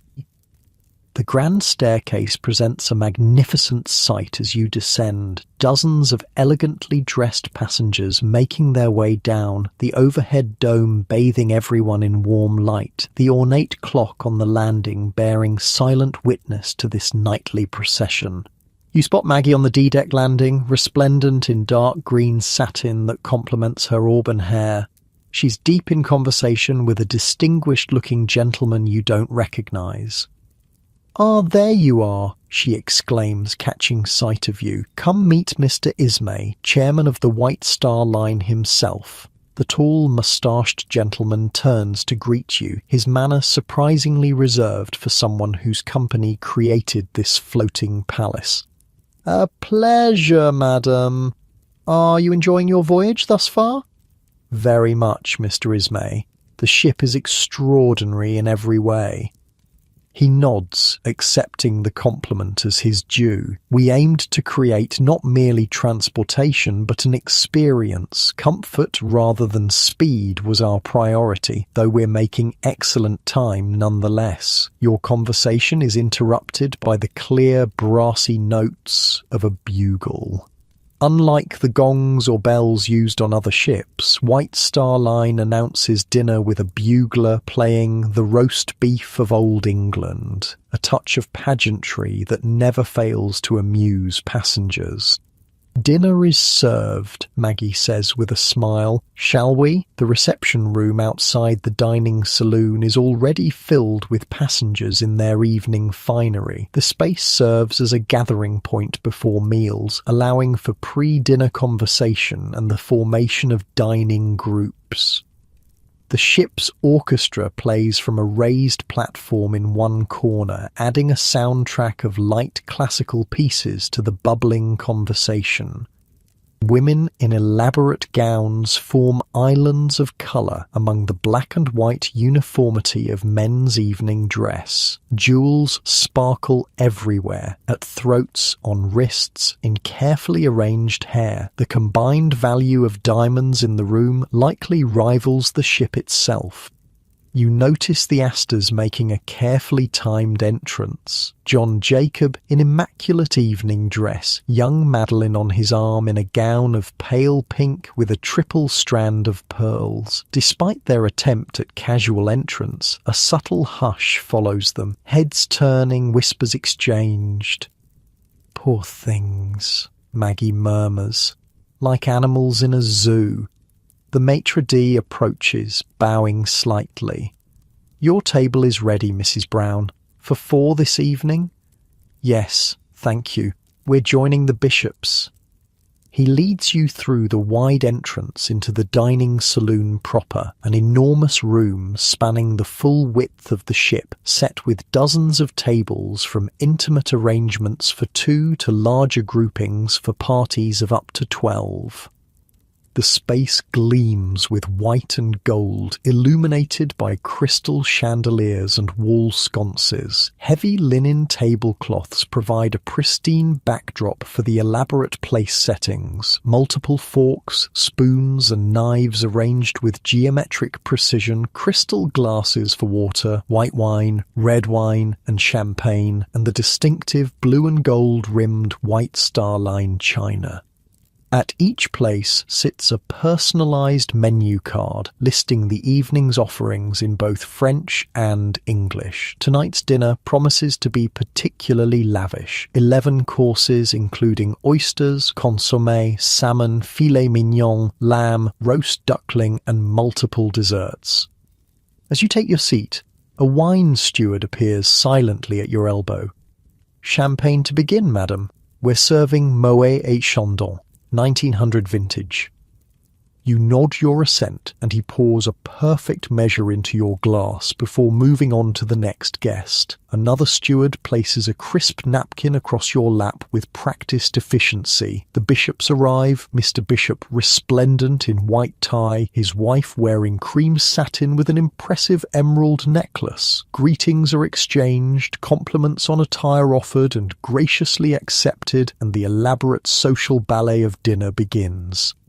As the first course is served, oysters on crushed ice with lemon and mignonette sauce, you can't help but marvel at the spectacle around you. This nightly gathering of wealth and privilege, this painstaking recreation of land-based luxury in the middle of the Atlantic, represents the pinnacle of Edwardian extravagance. The oysters are impeccably fresh, the champagne perfectly chilled. Beyond your table, the vast room hums with conversation and laughter, silverware clinking against fine china, crystal glasses catching the light. At the captain's table in the centre of the room, Captain Smith hosts several prominent passengers, including the Wideners and Thayers. He looks every inch the distinguished commander in his dress uniform with gold braid, white beard, perfectly trimmed. "I heard he's retiring after this voyage," Mrs. Bishop shares in a low voice. 38 years with White Star. This is to be his final command. "What a way to conclude a career," Maggie remarks, "with the finest ship ever built." As the oyster plates are cleared and the consommé is served, you settle into the rhythm of first-class dining, the measured procession of courses, each with its accompanying wine, the ebb and flow of conversation, the constant unobtrusive attention of the stewards. The evening stretches before you, promising hours of culinary indulgence and social engagement. This is Titanic at her most magnificent, a floating palace where the elite of 2 continents gather to dine in unparalleled splendour, all while steaming steadily westward across the vast Atlantic. The dinner unfolds like a carefully orchestrated performance, each course arriving and departing with balletic precision. After the consommé comes the salmon with mousseline sauce and cucumber, then a palate-cleansing punch romaine, a sophisticated lemon sorbet with champagne, followed by the filet mignon. The logistics are mind-boggling, Mr. Bishop remarks as a steward places his perfectly cooked filet before him. They say there are 60 chefs working below decks to prepare all this. And remember, Maggie adds, they're doing this while cooking entirely different meals for second and third class. Thousands of meals, 3 times daily, plus tea service, plus room service. You savour a bite of the tender beef, wondering about the massive kitchens, somewhere far below where all this culinary magic happens. The contrast between the serene dining experience up here and what must be controlled chaos down there is remarkable.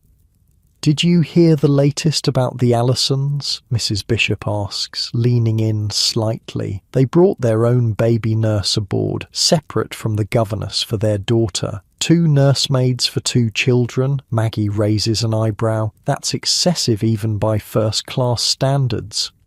The conversation meanders pleasantly, touching on fellow passengers, plans for New York, and events back home. You contribute occasionally, but find yourself equally absorbed in people watching, observing the social tapestry of first class at its most formal and elaborate. At a nearby table, Benjamin Guggenheim dines with his valet and a young woman who is decidedly not Mrs. Guggenheim. The Frenchwoman, introduced as his secretary, wears an evening gown that would not be out of place in Paris's most exclusive boutiques. "His poor wife," Mrs. Bishop whispers, following your gaze, "at home with their daughters while he parades his mistress aboard ship. At least he's discreet enough to dine away from the captain's table," Maggie observes dryly. The captain's table remains the social centre of the room, with Smith playing the genial host to a rotating selection of the ship's most prominent passengers. Tonight he entertains the Wideners, Thayers and Carters, Philadelphia society families travelling together after a European tour.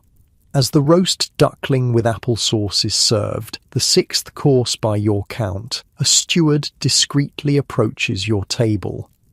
"Pardon the interruption, ladies and gentlemen. Mr. Guggenheim sends his compliments and asks if you would care to join his party for coffee in the Café Parisien after dinner." Mr. Bishop looks momentarily startled by the invitation, while his wife's expression betrays both surprise and calculation, weighing the social advantage of Guggenheim's circle against the potential impropriety of his female companion.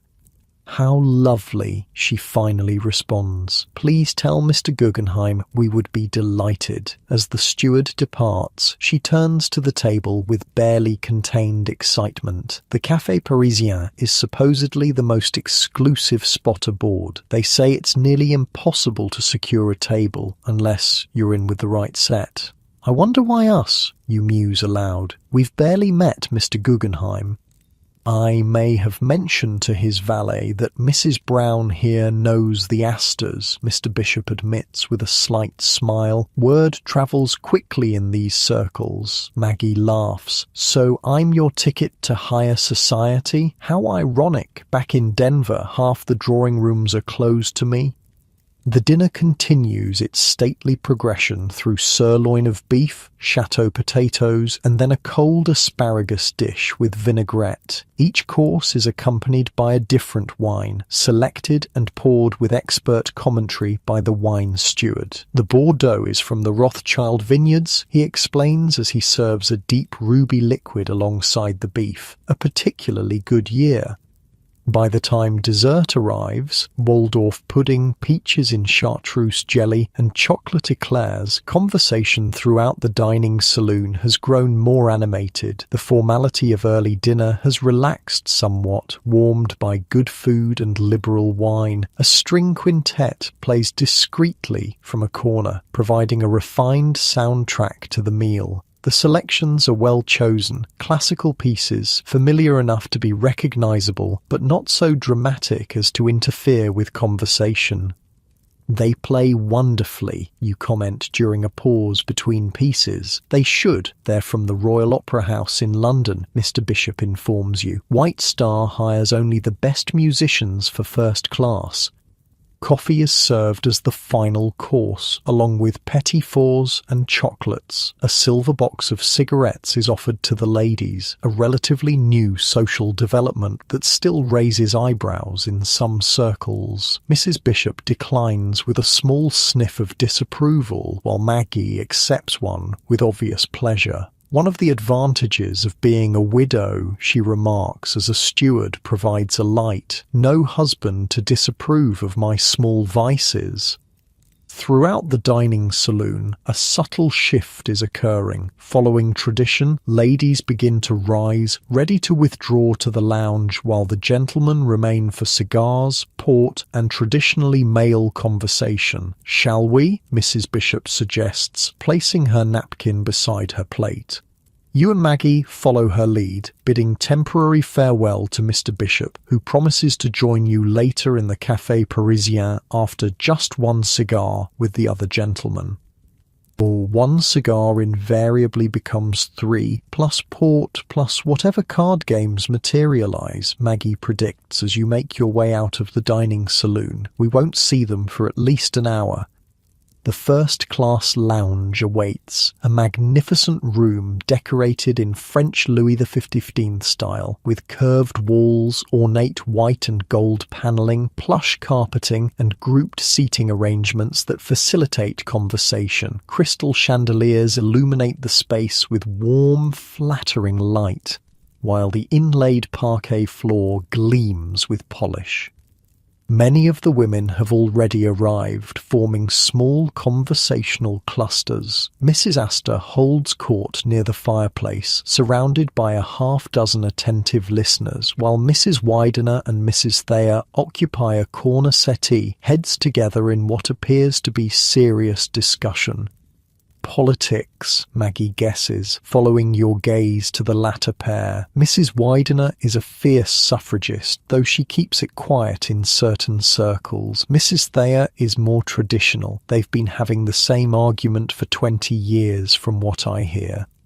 You find seats near a window where the night presses dark against the glass. The reflection of the lounge creates the illusion that the room extends infinitely into the blackness, a bubble of light and warmth surrounded by the vast Atlantic night. A steward approaches with a tray of cordials, small glasses of crème de menthe, Benedictine, and cherry brandy. The sweet liqueurs are traditionally offered to ladies after dinner, another ritual in the elaborate social choreography of first class. Benedictine for me, Maggie decides, helps with digestion after these marathon meals. You select the crème de menthe, its refreshing mint flavour, a pleasant conclusion to the rich dinner. The conversation turns to tomorrow's activities, a church service in the morning, it being Sunday. Perhaps a promenade on deck if weather permits, then the usual progression of meals and entertainments that structure shipboard life.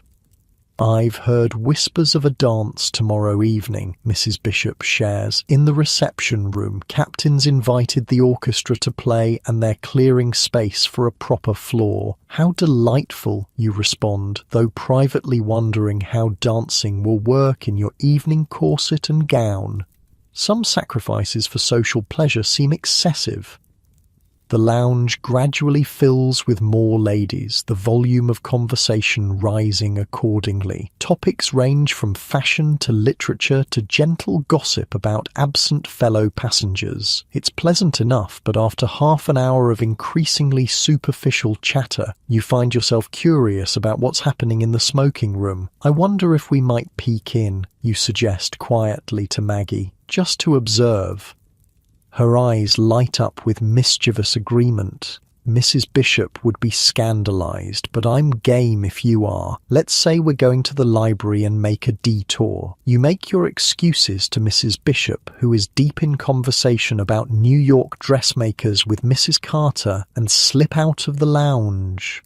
The corridor is quiet, most passengers either in the lounge, the smoking room, or already retired for the evening. "This way," Maggie directs, leading you up a deck to where the first-class smoking room occupies a prime position on the starboard side of a deck. Unlike the lounge, the smoking room is explicitly male territory, one of the last bastions of gender separation in Edwardian social life. No rule explicitly forbids women from entering, but tradition makes their presence unusual and somewhat provocative. You pause outside the mahogany doors, hearing the murmur of male voices and occasional laughter from within. Through small windows in the doors, you can glimpse the scene, a room hazed with cigar smoke, dark with mahogany paneling, green leather chairs occupied by men in evening dress, brandy snifters and whiskey tumblers in hand. "Shall we brave it?" Maggie whispers, her expression both hesitant and intrigued.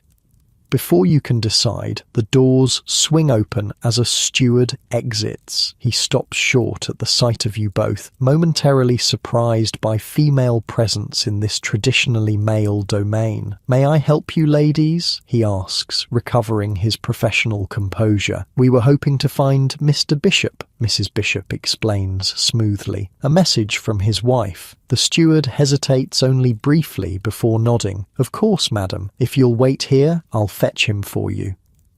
"Oh, there's no need to disturb him," Maggie interjects. "We can step in for just a moment." Without waiting for a response, she pushes gently past the steward, leaving him no choice but to step aside. You follow, entering the inner sanctum of male shipboard society. The smoking room is like stepping into a London gentleman's club, all dark wood, leather, and masculine comfort. The air is thick with tobacco smoke and the rich scent of brandy. Along one wall runs a marble fireplace with a coal fire burning behind a protective screen, the only actual fire permitted aboard ship. Your entrance causes a momentary lull in conversation, several heads turning in surprise. Mr. Bishop, seated at a card table with 3 other men, looks up with an expression of confused alarm. "Ladies, is everything all right?" he asks, half rising. "Perfectly fine," Maggie assures him with a disarming smile. "We were simply curious about what keeps you gentlemen so enthralled after dinner. Don't mind us." The momentary tension breaks as several men chuckle, some rising politely from their seats. Most of the older generation look mildly scandalized, but the younger men seem amused and even pleased by your unexpected appearance. "Mrs. Brown, come join us," calls Benjamin Guggenheim from a corner where he's engaged in what appears to be an intense card game. "We could use a fresh perspective on these hands."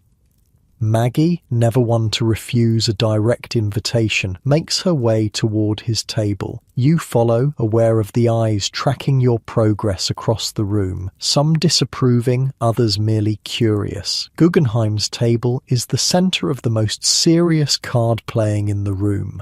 Stacks of chips indicate significant sums at stake, far more than the friendly penny-ante games at other tables.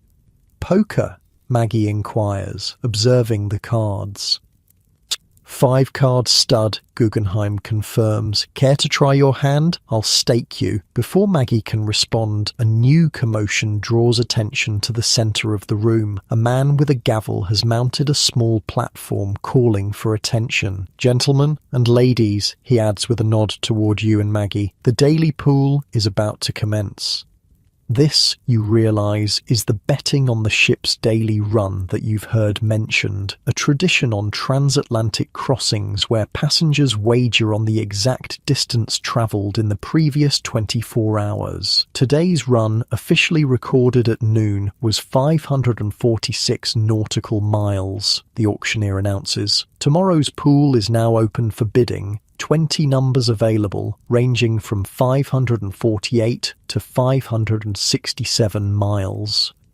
The auction proceeds rapidly, with numbers being called out and bids rising. The most popular numbers, those in the middle range of 555 to 560, command the highest prices, reaching as high as £20. "Remarkable how seriously they take it," observes a voice at your elbow.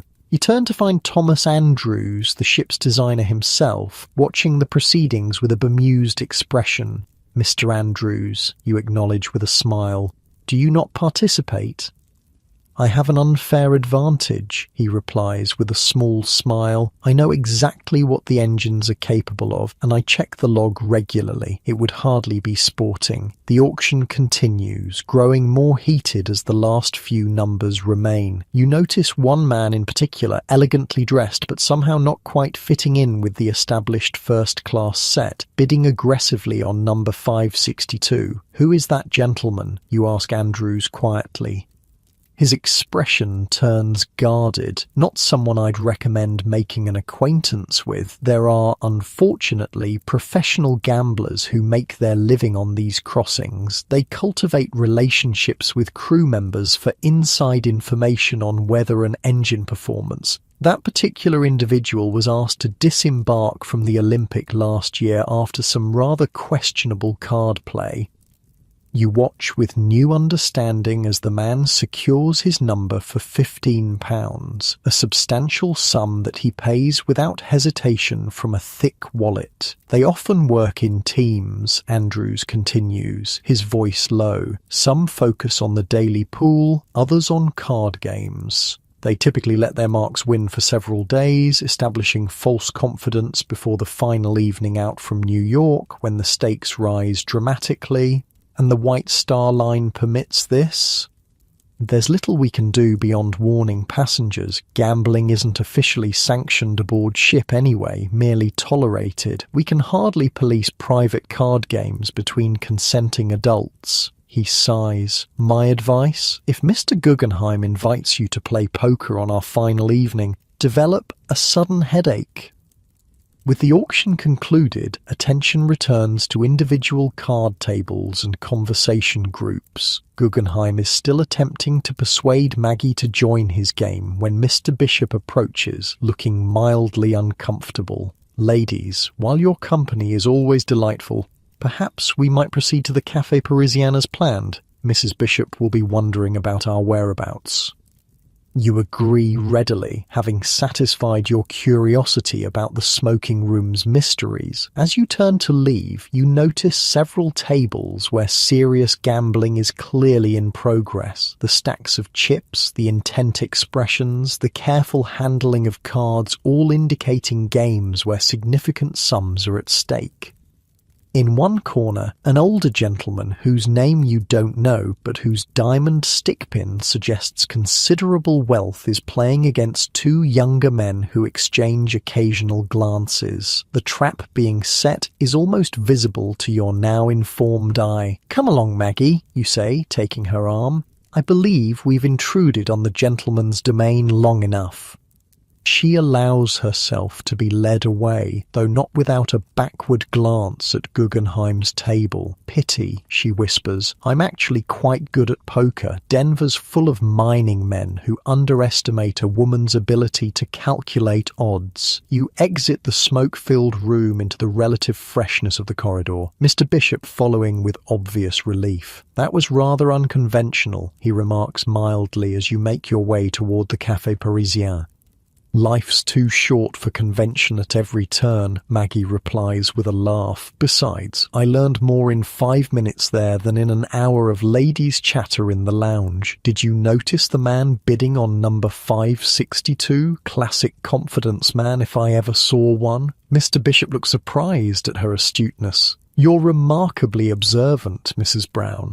"I wasn't always wealthy, Mr. Bishop. I learned to spot predators early in life."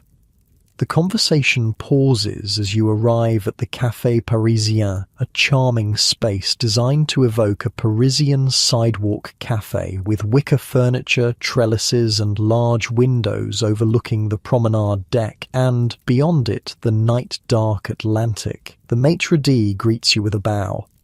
"Mr. Guggenheim's party. This way, please."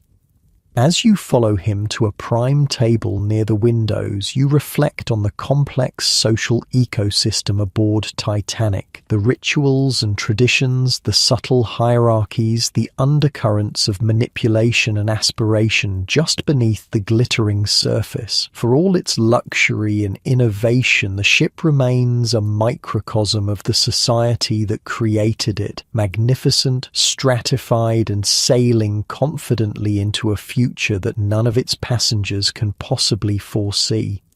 The Café Parisien glows with warm light, creating the perfect illusion of a Parisian sidewalk cafe, albeit one that happens to be floating in the middle of the Atlantic. Wicker chairs, potted plants, and trellises adorned with artificial ivy complete the continental atmosphere. Through the large windows, you can see your own reflection floating ghost-like against the black void of the ocean night.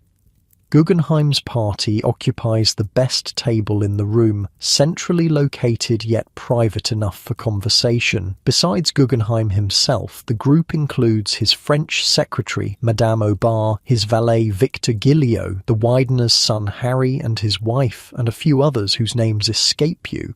"Ah, there you are!" Guggenheim rises to greet you, expansively gesturing to empty chairs. "We were beginning to think you'd abandoned us for more interesting company." "We took a slight detour," Maggie explains with a meaningful glance that makes Guggenheim chuckle. "The smoking room, I presume. Bold move, ladies. Did you scandalize the old guard?" "Thoroughly," you admit, taking a seat beside Madame Aubert, who offers you a warm smile despite her limited English. Stewards immediately appear with coffee and a selection of liqueurs. The cafe operates differently than the dining saloon, more relaxed with an a la carte menu and service that feels less regimented. A small trio plays light music in the corner, not the classical selections from dinner, but popular tunes and ragtime pieces that add to the contemporary atmosphere. "This is my favourite spot on the ship," Harry Widener confides as he sips a brandy. "Reminds me of that little place off the Champs-Élysées where we stopped last summer, doesn't it, Eleanor?" His wife nods in agreement, though considerably less smoky, thank goodness, and with far better coffee. Harry Widener, you recall, is an avid book collector in his early 30s, heir to the Widener department store fortune, and rumoured to have spent over $40,000 on rare volumes during this European trip. "Did you find that Bacon first edition you were hunting?" Mr. Bishop asks him. Harry's face lights up at the question. "I did indeed. Found it in a tiny shop in London where the proprietor had no idea what he had. 15 guineas for a book worth 20 times that. My husband would build a separate house just for his books if his mother would allow it," Eleanor says with fond exasperation. "As it is, our library is already overflowing." The conversation flows easily in this less formal setting. You notice that social barriers seem slightly lowered here. Guggenheim's valet, while not exactly participating as an equal, is nonetheless included in the circle rather than standing at attention behind his employer's chair. Madame Aubert leans towards you, her French accent melodic. "You are enjoying the voyage, yes? The ship, she is magnificent." "Very much so," you reply, "though I find myself getting lost occasionally. The layout is rather confusing." She laughs. Yesterday I walked for 10 minutes in circles. Mr. Andrews, the ship designer, he found me looking very confused. He was most kind, drew me a little map." She mimes drawing on paper. "Now I keep it in my purse." As coffee and liqueurs are consumed, the gathering grows increasingly animated. Guggenheim, clearly enjoying his role as host, calls for champagne. "To new friendships forged at sea," he proposes, as glasses are distributed. You sip the excellent champagne, observing the dynamics around you. Despite his questionable personal choices, traveling openly with his mistress while his wife remains at home, Guggenheim is undeniably charming. His generosity seems genuine rather than showy, and he has the gift of making everyone feel included. "You're from Colorado, Mrs. Brown?" he asks Maggie. "Mining interests, I believe?" "My husband struck gold at Little Johnny Mine," she confirms, "though I've been managing our affairs since we separated." If Guggenheim is scandalized by the mention of separation, he doesn't show it. Remarkable. I've always found the West fascinating. So much opportunity, so little of the social constraint we labor under back east. "Oh, Denver has its constraints," Maggie replies with a wry smile. "They're just different ones. Money talks, but the right ancestors talk louder." "Isn't that always the way?" Eleanor Widener interjects. "In Philadelphia, our family could buy and sell half the city, but there are still drawing rooms where we're not welcome. Because of the department stores," her husband adds. "Retail trade, perfectly acceptable to inherit land, wealth or banking fortunes, but heaven forbid one should actually sell things for profit." The conversation turns to the peculiarities of social hierarchies in various cities, New York versus Philadelphia versus Boston, with occasional European comparisons. You contribute observations about your own experiences, finding this topic far more engaging than the superficial chatter in the ladies' lounge. "And what about you, Mr. Giglio?" you ask Guggenheim's valet during a lull. "You must have observed interesting social customs in your travels with Mr. Guggenheim." The young Italian looks momentarily startled at being directly addressed, but recovers quickly.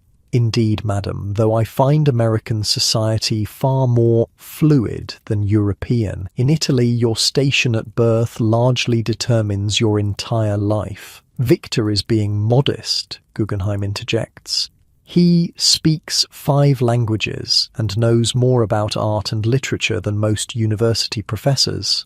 I'm constantly having to prevent museums from trying to hire him away from me." Giglio's expression shows both embarrassment and pride at his employer's praise. You're struck by the curious relationship between the two men, not merely master and servant, but something approaching friendship, albeit within carefully maintained boundaries. The champagne bottle empties and is promptly replaced. The cafe has gradually filled with other passengers seeking after-dinner refreshment, creating a pleasant background hum of conversation. Through the windows, you occasionally glimpse couples strolling on the promenade deck, silhouetted against the night. "I hear there's talk of a dance tomorrow evening," Mrs. Widener mentions, after dinner in the reception room. "Splendid idea," Guggenheim approves, "though I warn you all, Madame Aubert is an exceptional dancer who will put the rest of us to shame." "Nonsense," the Frenchwoman protests, though her pleased expression suggests the compliment has some basis in truth. "Will the ship's orchestra play, do you think?" you ask. "They're quite good."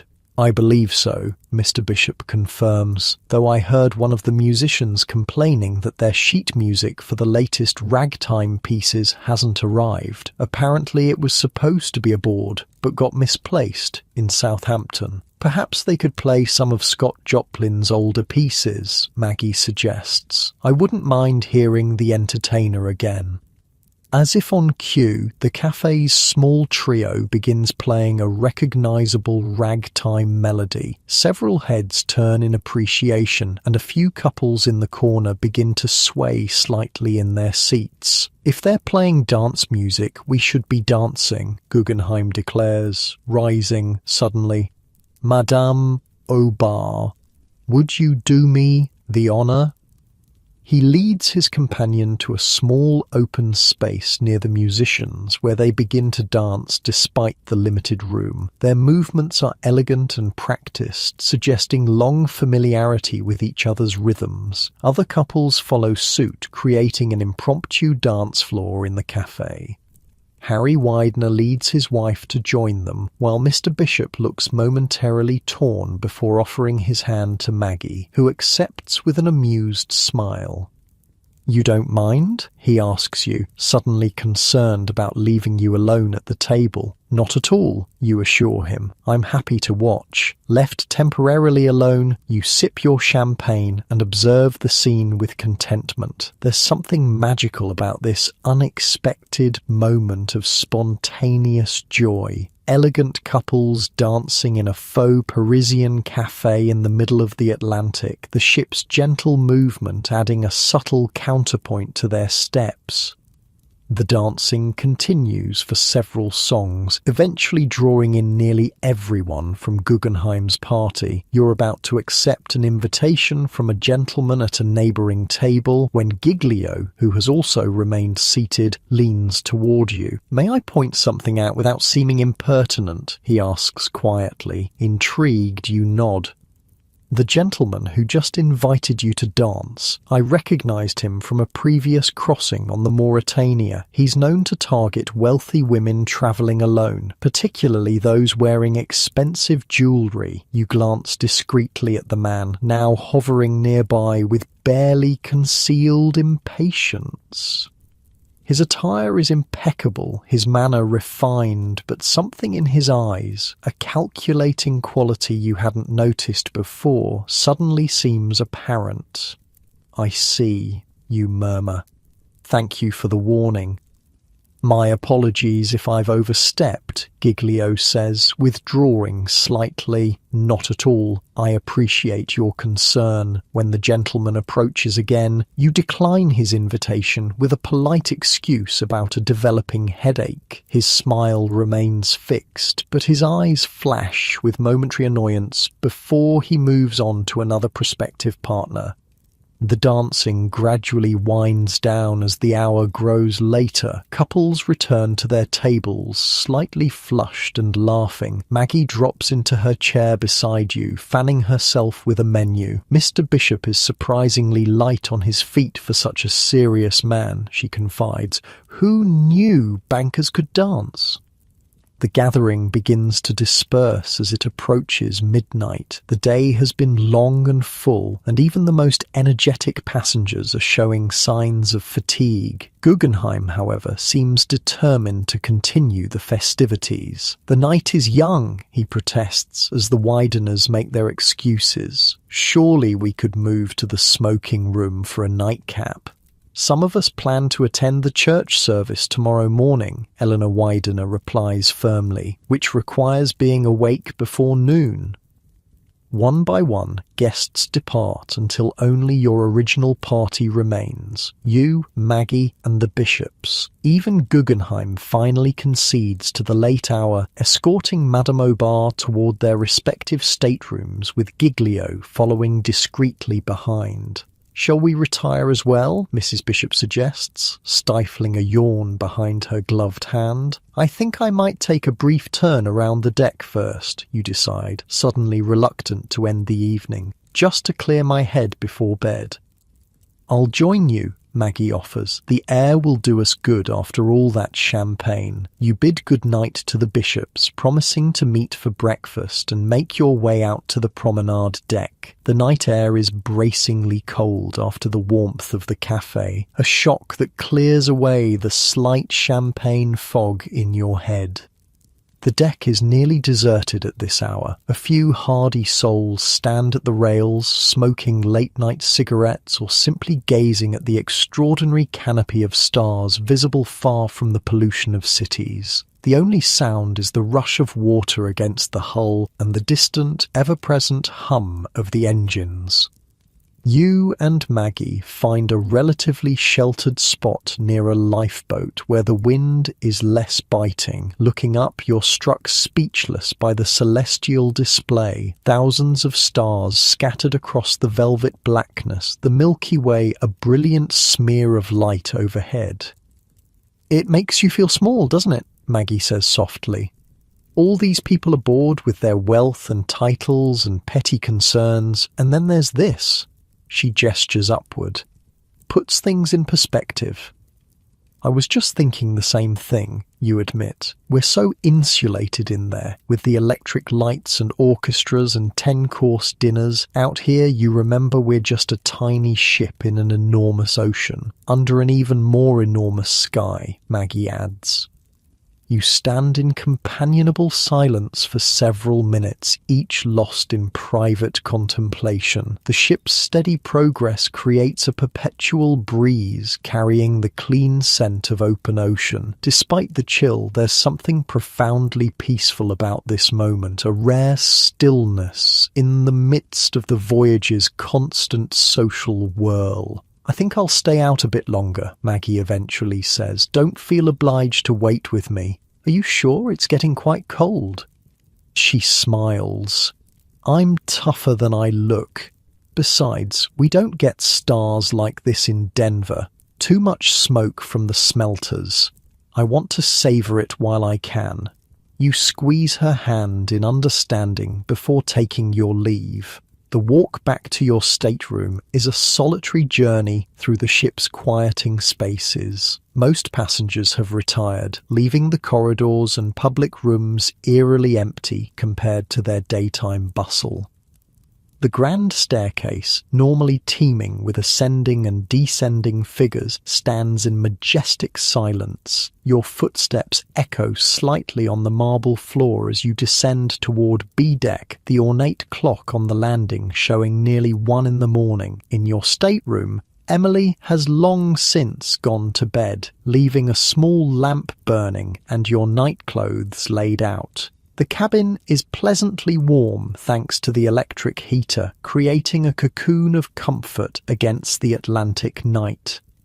The process of undressing without assistance is challenging, evening gowns of the era not being designed for independent removal, but you manage through long practice of travelling without a lady's maid. Hooks are unfastened, pins removed from your hair, jewels carefully stored away. Freed from the constraints of corset and formal attire, you perform your nighttime ablutions at the marble-topped washstand. The face in the mirror looks different from the one that greeted the morning, slightly flushed from champagne and fresh air, eyes bright with the day's experiences, hair tumbling loose around your shoulders.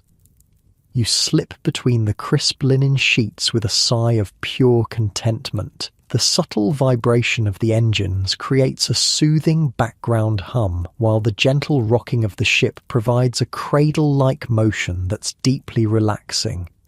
As you drift towards sleep, images from the day float through your mind. The electric camel in the gymnasium, the Turkish bath's exotic tiles, Guggenheim dancing with Madame Obar, stars scattered across the Atlantic night, all part of this extraordinary floating world that carries you steadily westward toward New York.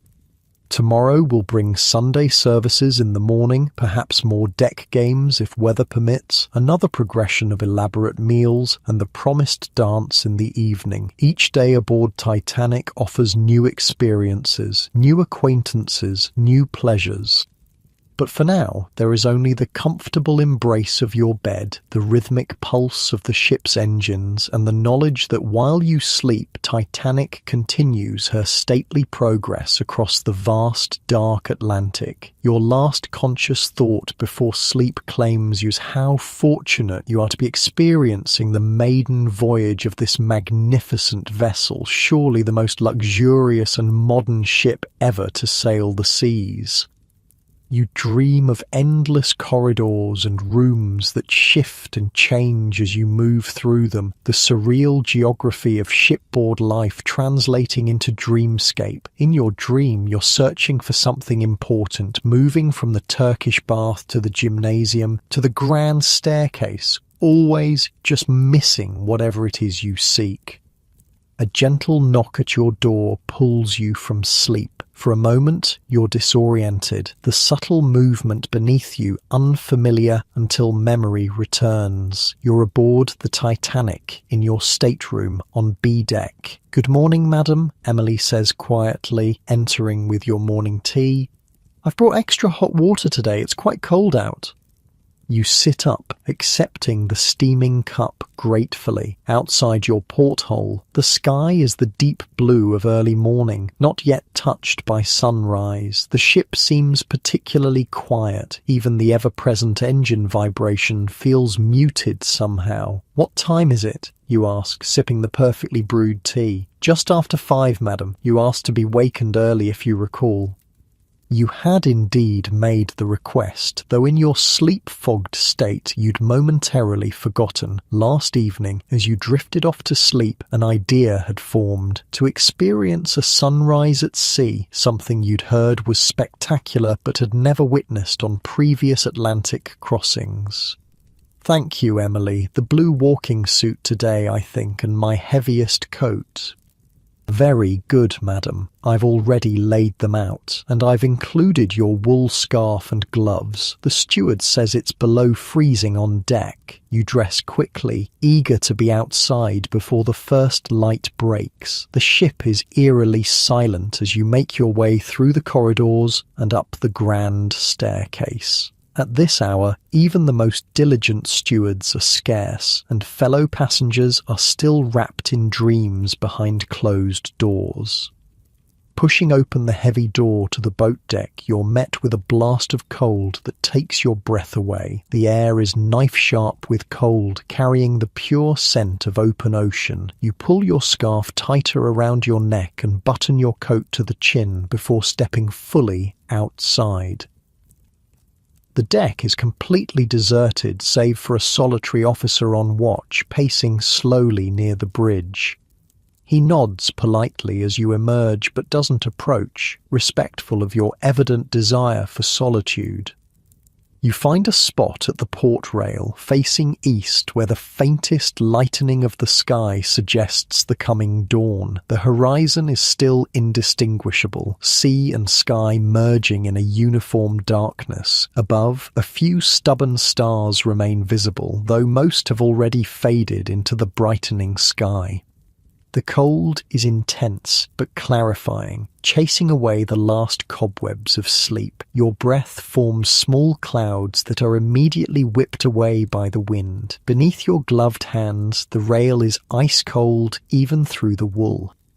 Time passes in peaceful solitude as you watch the eastern sky slowly transform. First comes a barely perceptible lightening along the horizon, then a faint band of palest gold. The transition is so gradual that it's impossible to pinpoint when night truly becomes dawn.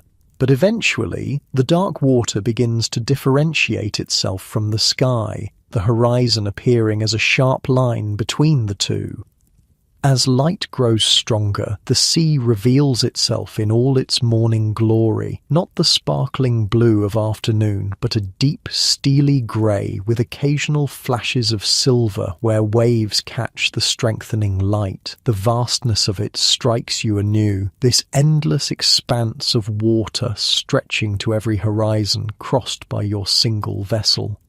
The sun itself, when it finally appears, emerges with surprising swiftness once its upper edge breaches the horizon. A sliver of blazing gold becomes a semicircle, then a full disk that seems to leap free of the sea, too brilliant to look at directly. Its light catches the higher clouds, painting them in shades of pink and amber that reflect delicately on the water below. "Magnificent, isn't it?" says a quiet voice beside you. You turn, startled from your reverie, to find Thomas Andrews, the ship's designer, standing nearby, hands clasped behind his back as he gazes at the sunrise. "I didn't hear you approach," you admit. "Yes, it's breathtaking. I try to catch at least one sunrise during every crossing," he says. "It reminds me how small we really are despite all our grand engineering. That sun has risen over empty ocean at this exact spot for millennia. We're just passing through." There's something poetic in his observation that seems at odds with his reputation as a practical shipbuilder. You study his profile, noting the mixture of pride and humility in his expression as he looks out over the ship, his creation silhouetted against the dawn sky. "Do you ever get used to it?" you ask. The knowledge that you designed something so immense? He considers the question thoughtfully. No, I don't believe I do. Every time I step aboard, there's a moment of disbelief. All those drawings and calculations, all those meetings and arguments over details, and here she is carrying over 2,000 souls across the Atlantic. He gestures toward the ship stretching before and behind you. There are over 3 million rivets holding her together. Did you know that? 3 million. And I worry about every one of them. Surely you don't need to worry. Everything seems perfect. That's kind of you to say. His smile is gentle. But no ship is perfect. This one's closer than most, but I keep a notebook of things I want to improve for her sister ship, the Titanic. Already have 15 pages of notes. Such as? Small things, mostly. The private promenade decks on B deck have proven very popular. I'd include more of those. Some of the first-class cabins are too small. The Turkish bath cooling room has no natural light. I'd change that. And of course, more lifeboats. More, you ask, glancing at the row of boats secured along the deck. There seem to be quite a few already. Not enough, he says quietly. Not nearly enough, but I was overruled on that point. Said they'd make the boat deck look cluttered. A shadow crosses his face. Form over function, the eternal battle in design. He seems about to say more when a steward approaches, looking apologetic for interrupting. Pardon me, Mr. Andrews. You're wanted in the engine room. Chief engineer says there's something you should see with the starboard propeller shaft. Andrews sighs, then nods. Duty calls. Enjoy the rest of the sunrise, madam, and the voyage. He departs with the steward, leaving you alone once more with the strengthening dawn. The sky is fully light now, though the sun remains low on the horizon, casting long shadows across the deck. The sea has transformed from grey to a deep, translucent blue that seems to hold the morning light within its depths. More of the crew have appeared, going about their morning duties, checking equipment, coiling ropes, polishing brass fixtures already gleaming from yesterday's attention. They work with quiet efficiency, their movements practiced and sure despite the ship's gentle rolling. The cold has seeped deeply into your bones despite your heavy coat and gloves. With a last look at the open ocean, somehow more impressive in the clarity of morning light than in the romantic glow of sunset, you turn back toward the interior of the ship. The contrast between the sharp cold of the deck and the warm, still air inside is momentarily dizzying. You pause in the doorway, allowing your body to adjust to the sudden change. The grand staircase is still quiet, though you can hear distant sounds of activity as the ship begins to wake. Steward's footsteps, the clatter of dishes being prepared for breakfast, the muffled voices of crew members going about their duties. Rather than returning immediately to your stateroom, you decide to explore the ship in this rare moment of morning solitude. Without the usual crowd of passengers, Titanic reveals herself differently, more intimate, more appreciable as the marvel of engineering that she is.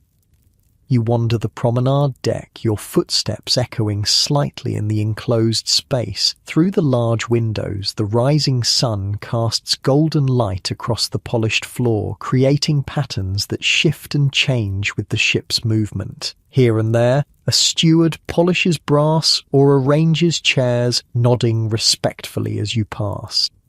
The first-class lounge, usually buzzing with conversation, stands empty and expectant like a theatre before the audience arrives. Sunlight streams through the tall windows, illuminating dust motes dancing in the air and bringing out the rich details of the wood panelling. You take a moment to appreciate the craftsmanship, the intricate carvings, the perfect proportions, the seamless joining of materials. Without the distraction of social obligations, you can see how truly extraordinary this floating palace is. In the reading and writing room, a single elderly gentleman sits by the window, already absorbed in a book despite the early hour. He glances up briefly as you enter, offers a polite nod, and returns to his reading. You browse the bookshelves, running your fingers along the leather-bound spines. Novels, poetry collections, reference works, all provided for passengers' enjoyment. Gradually, the ship comes more fully to life around you. More passengers appear, early risers heading for breakfast or morning constitutionals. The subtle shift from night stillness to day's activity happens so incrementally that it's impossible to pinpoint when one becomes the other, much like the dawn itself. By 7:30, when you return to your stateroom to properly prepare for the day, Titanic has fully awakened. The corridors bustle with stewards delivering morning tea and breakfast trays, passengers emerging for early walks, the ship's daily rhythm reasserting itself after the quiet of night. Emily has prepared your morning bath, another luxury of shipboard life, hot water appearing as if by magic whenever desired. As you soak in the steaming tub, you reflect on the previous day and night, the sunrise just witnessed and the day to come. Sunday aboard Titanic promises its own distinct character. Church services will be held in the dining saloon, transformed temporarily into a chapel with the captain himself often reading the lesson. The day's activities tend toward the gentler and more sedate. Reading, writing letters, quiet conversation. Meals remain elaborate, but the entertainments are more subdued out of nominal respect for the Sabbath.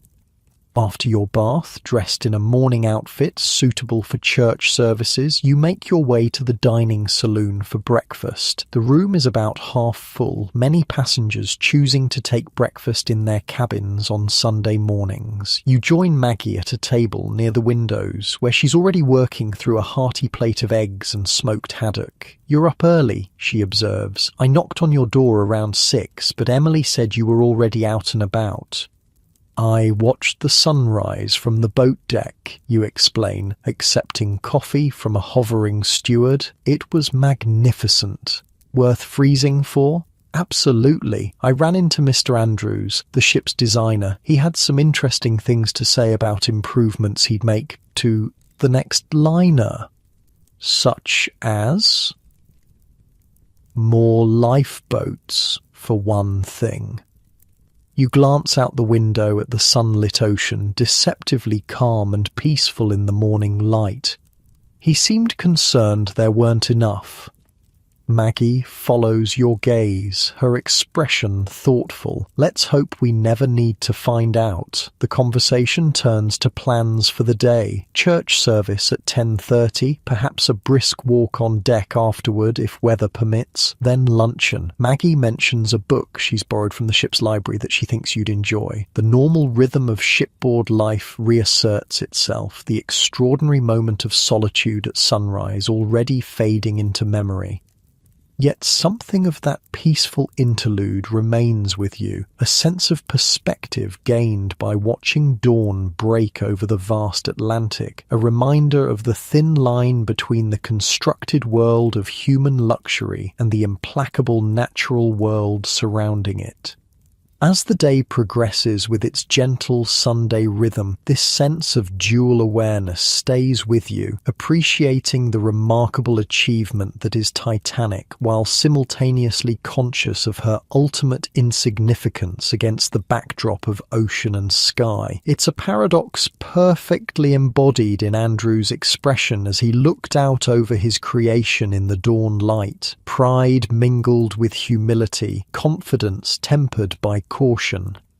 The church service, held in the dining saloon temporarily transformed with portable altar and hymn books, captures this same curious duality. The captain reads from the Book of Common Prayer, his strong voice carrying easily through the large space. "O eternal Lord God, who alone spreadest out the heavens and rulest the raging of the sea, who hast compassed the waters with bounds until day and night come to an end." The ancient words, speaking of God's dominion over the waters, take on particular resonance when heard in the middle of the Atlantic aboard a ship that represents humanity's most advanced attempt to master those same waters.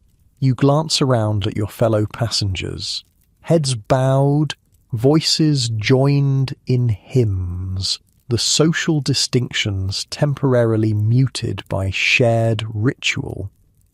In this moment, Titanic is not merely a luxury liner, but a community, a temporary society formed of disparate individuals brought together by circumstance and choice. For these few days between Southampton and New York, you exist in this self-contained world, with its own customs and rhythms, its hierarchies and connections, its shared experiences of sunrise and sunset, meals and music, conversations and silences. The day continues its gentle progression, luncheon in the dining saloon, an hour with a borrowed novel in the quiet of your stateroom, tea in the palm court where the orchestra plays subdued classical selections appropriate to Sunday. All throughout there's a tranquility to the ship that seems distinctive to this day of the week, a collective exhale after the more frenetic socializing of previous days. Evening brings another elaborate dinner, though slightly less formal than the previous night's affair. Afterward, instead of separating into the traditional ladies' lounge and gentlemen's smoking room, many passengers gather in the reception room where the orchestra has indeed set up for dancing as rumoured. The space is not designed as a ballroom, but the furniture has been rearranged to create an adequate dance floor. The orchestra plays a mix of waltzes and the more contemporary two-steps, careful to keep the selections appropriate to Sunday evening sensibilities. Couples move around the floor in measured circles, their formal attire adding elegance to the scene. You dance with several partners. Mr. Bishop, a gentleman from the captain's table whose name you can't quite recall, even Thomas Andrews, who proves surprisingly graceful despite his engineer's practicality. Between dances, you converse with new acquaintances and established friends. The temporary intimacy of shipboard life making it difficult to distinguish between the two. The evening winds down earlier than the previous night, whether due to Sunday propriety or simple fatigue from the accumulation of days at sea. By 11, the reception room has largely emptied, passengers drifting away to their staterooms or for final nightcaps in the smoking room. You find yourself once again drawn to the boat deck, though this time you're not alone. Maggie accompanies you, both of you wrapped in warm coats against the night chill.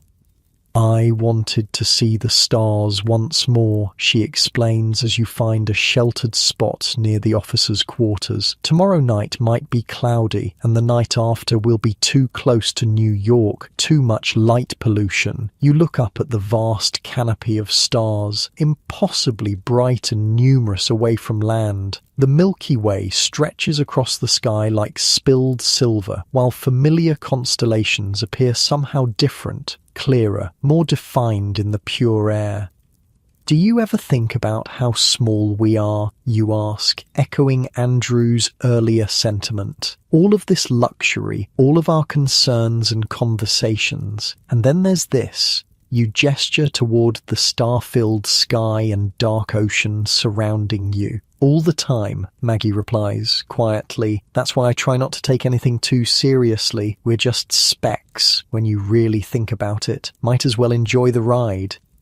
You stand together in companionable silence, the only sounds the rush of wind, the distant thrum of engines, and the soft splash of waves against the hull far below. Despite the cold, there's something profoundly peaceful about this moment, suspended between sky and sea, between the old world left behind and the new world ahead, between the social person you present by day and the quieter self that emerges in such moments of solitude.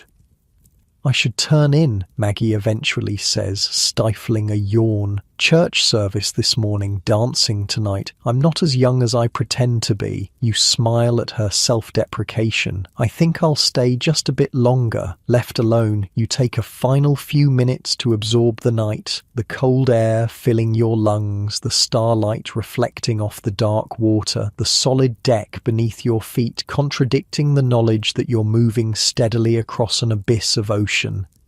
When the cold finally becomes unbearable, you reluctantly turn back toward the ship's interior. The transition from the stark reality of night at sea to the warmth and luxury of Titanic's first-class spaces is always jarring, like moving between different worlds, different realities.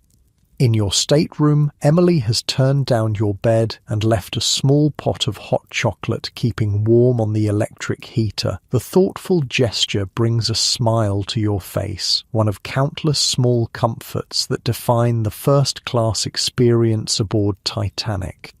After preparing for bed, you slip between the sheets, their crisp coolness quickly warming to body temperature. The chocolate, rich and sweet, creates a spreading warmth from within that complements the external comfort of your surroundings. As drowsiness begins to claim you, your mind drifts through the day's images. Sunrise over the Atlantic, the captain reading prayers, couples waltzing in the reception room, stars scattered across the night sky. The gentle motion of the ship beneath you becomes part of your drifting consciousness, rocking you towards sleep like a child's cradle. In these last moments before dreams take over, you experience a profound contentment, not just with the luxury surrounding you, but with the extraordinary privilege of this journey itself, to cross between worlds in such comfort, to witness ocean and sky in their countless moods, to exist temporarily in this floating society with its curious mixture of formality and intimacy. Whatever awaits in New York, whatever futures unfold beyond this voyage, this moment aboard Titanic remains perfect in its transience, a brief, shining interlude suspended between continents, between elements, between states of being. Your thoughts grow increasingly diffuse as sleep approaches, the boundaries between consciousness and dreams blurring like the horizon at dusk. The last sensation you register is the subtle vibration of the engines carrying you steadily westward through the night. And as you drift into dreams cushioned in warmth and comfort while Titanic steams onward across the vast Atlantic, there's no way you could know that in just a few short nights this world of luxury and certainty will encounter its own dawn reckoning with the implacable forces of nature, the same forces that painted this morning's sunrise and scattered tonight's stars across the endless sky. For now, there is only peaceful sleep, gentle motion, and the promise of another day aboard the most magnificent vessel ever built. The greatest ocean liner in history carries you through the night, her lights blazing against the darkness, her course set confidently toward a future no one aboard can possibly foresee. Sleep now, wrapped in the warm cocoon of your bed, as the rhythmic motion of the ship gently rocks you deeper into dreams. Let the soft hum of distant engines become the soundtrack to your rest. Tomorrow is another day aboard Titanic, full of new experiences and pleasures, but for now there is only this perfect moment of peace suspended between worlds on the dark, star-lit Atlantic.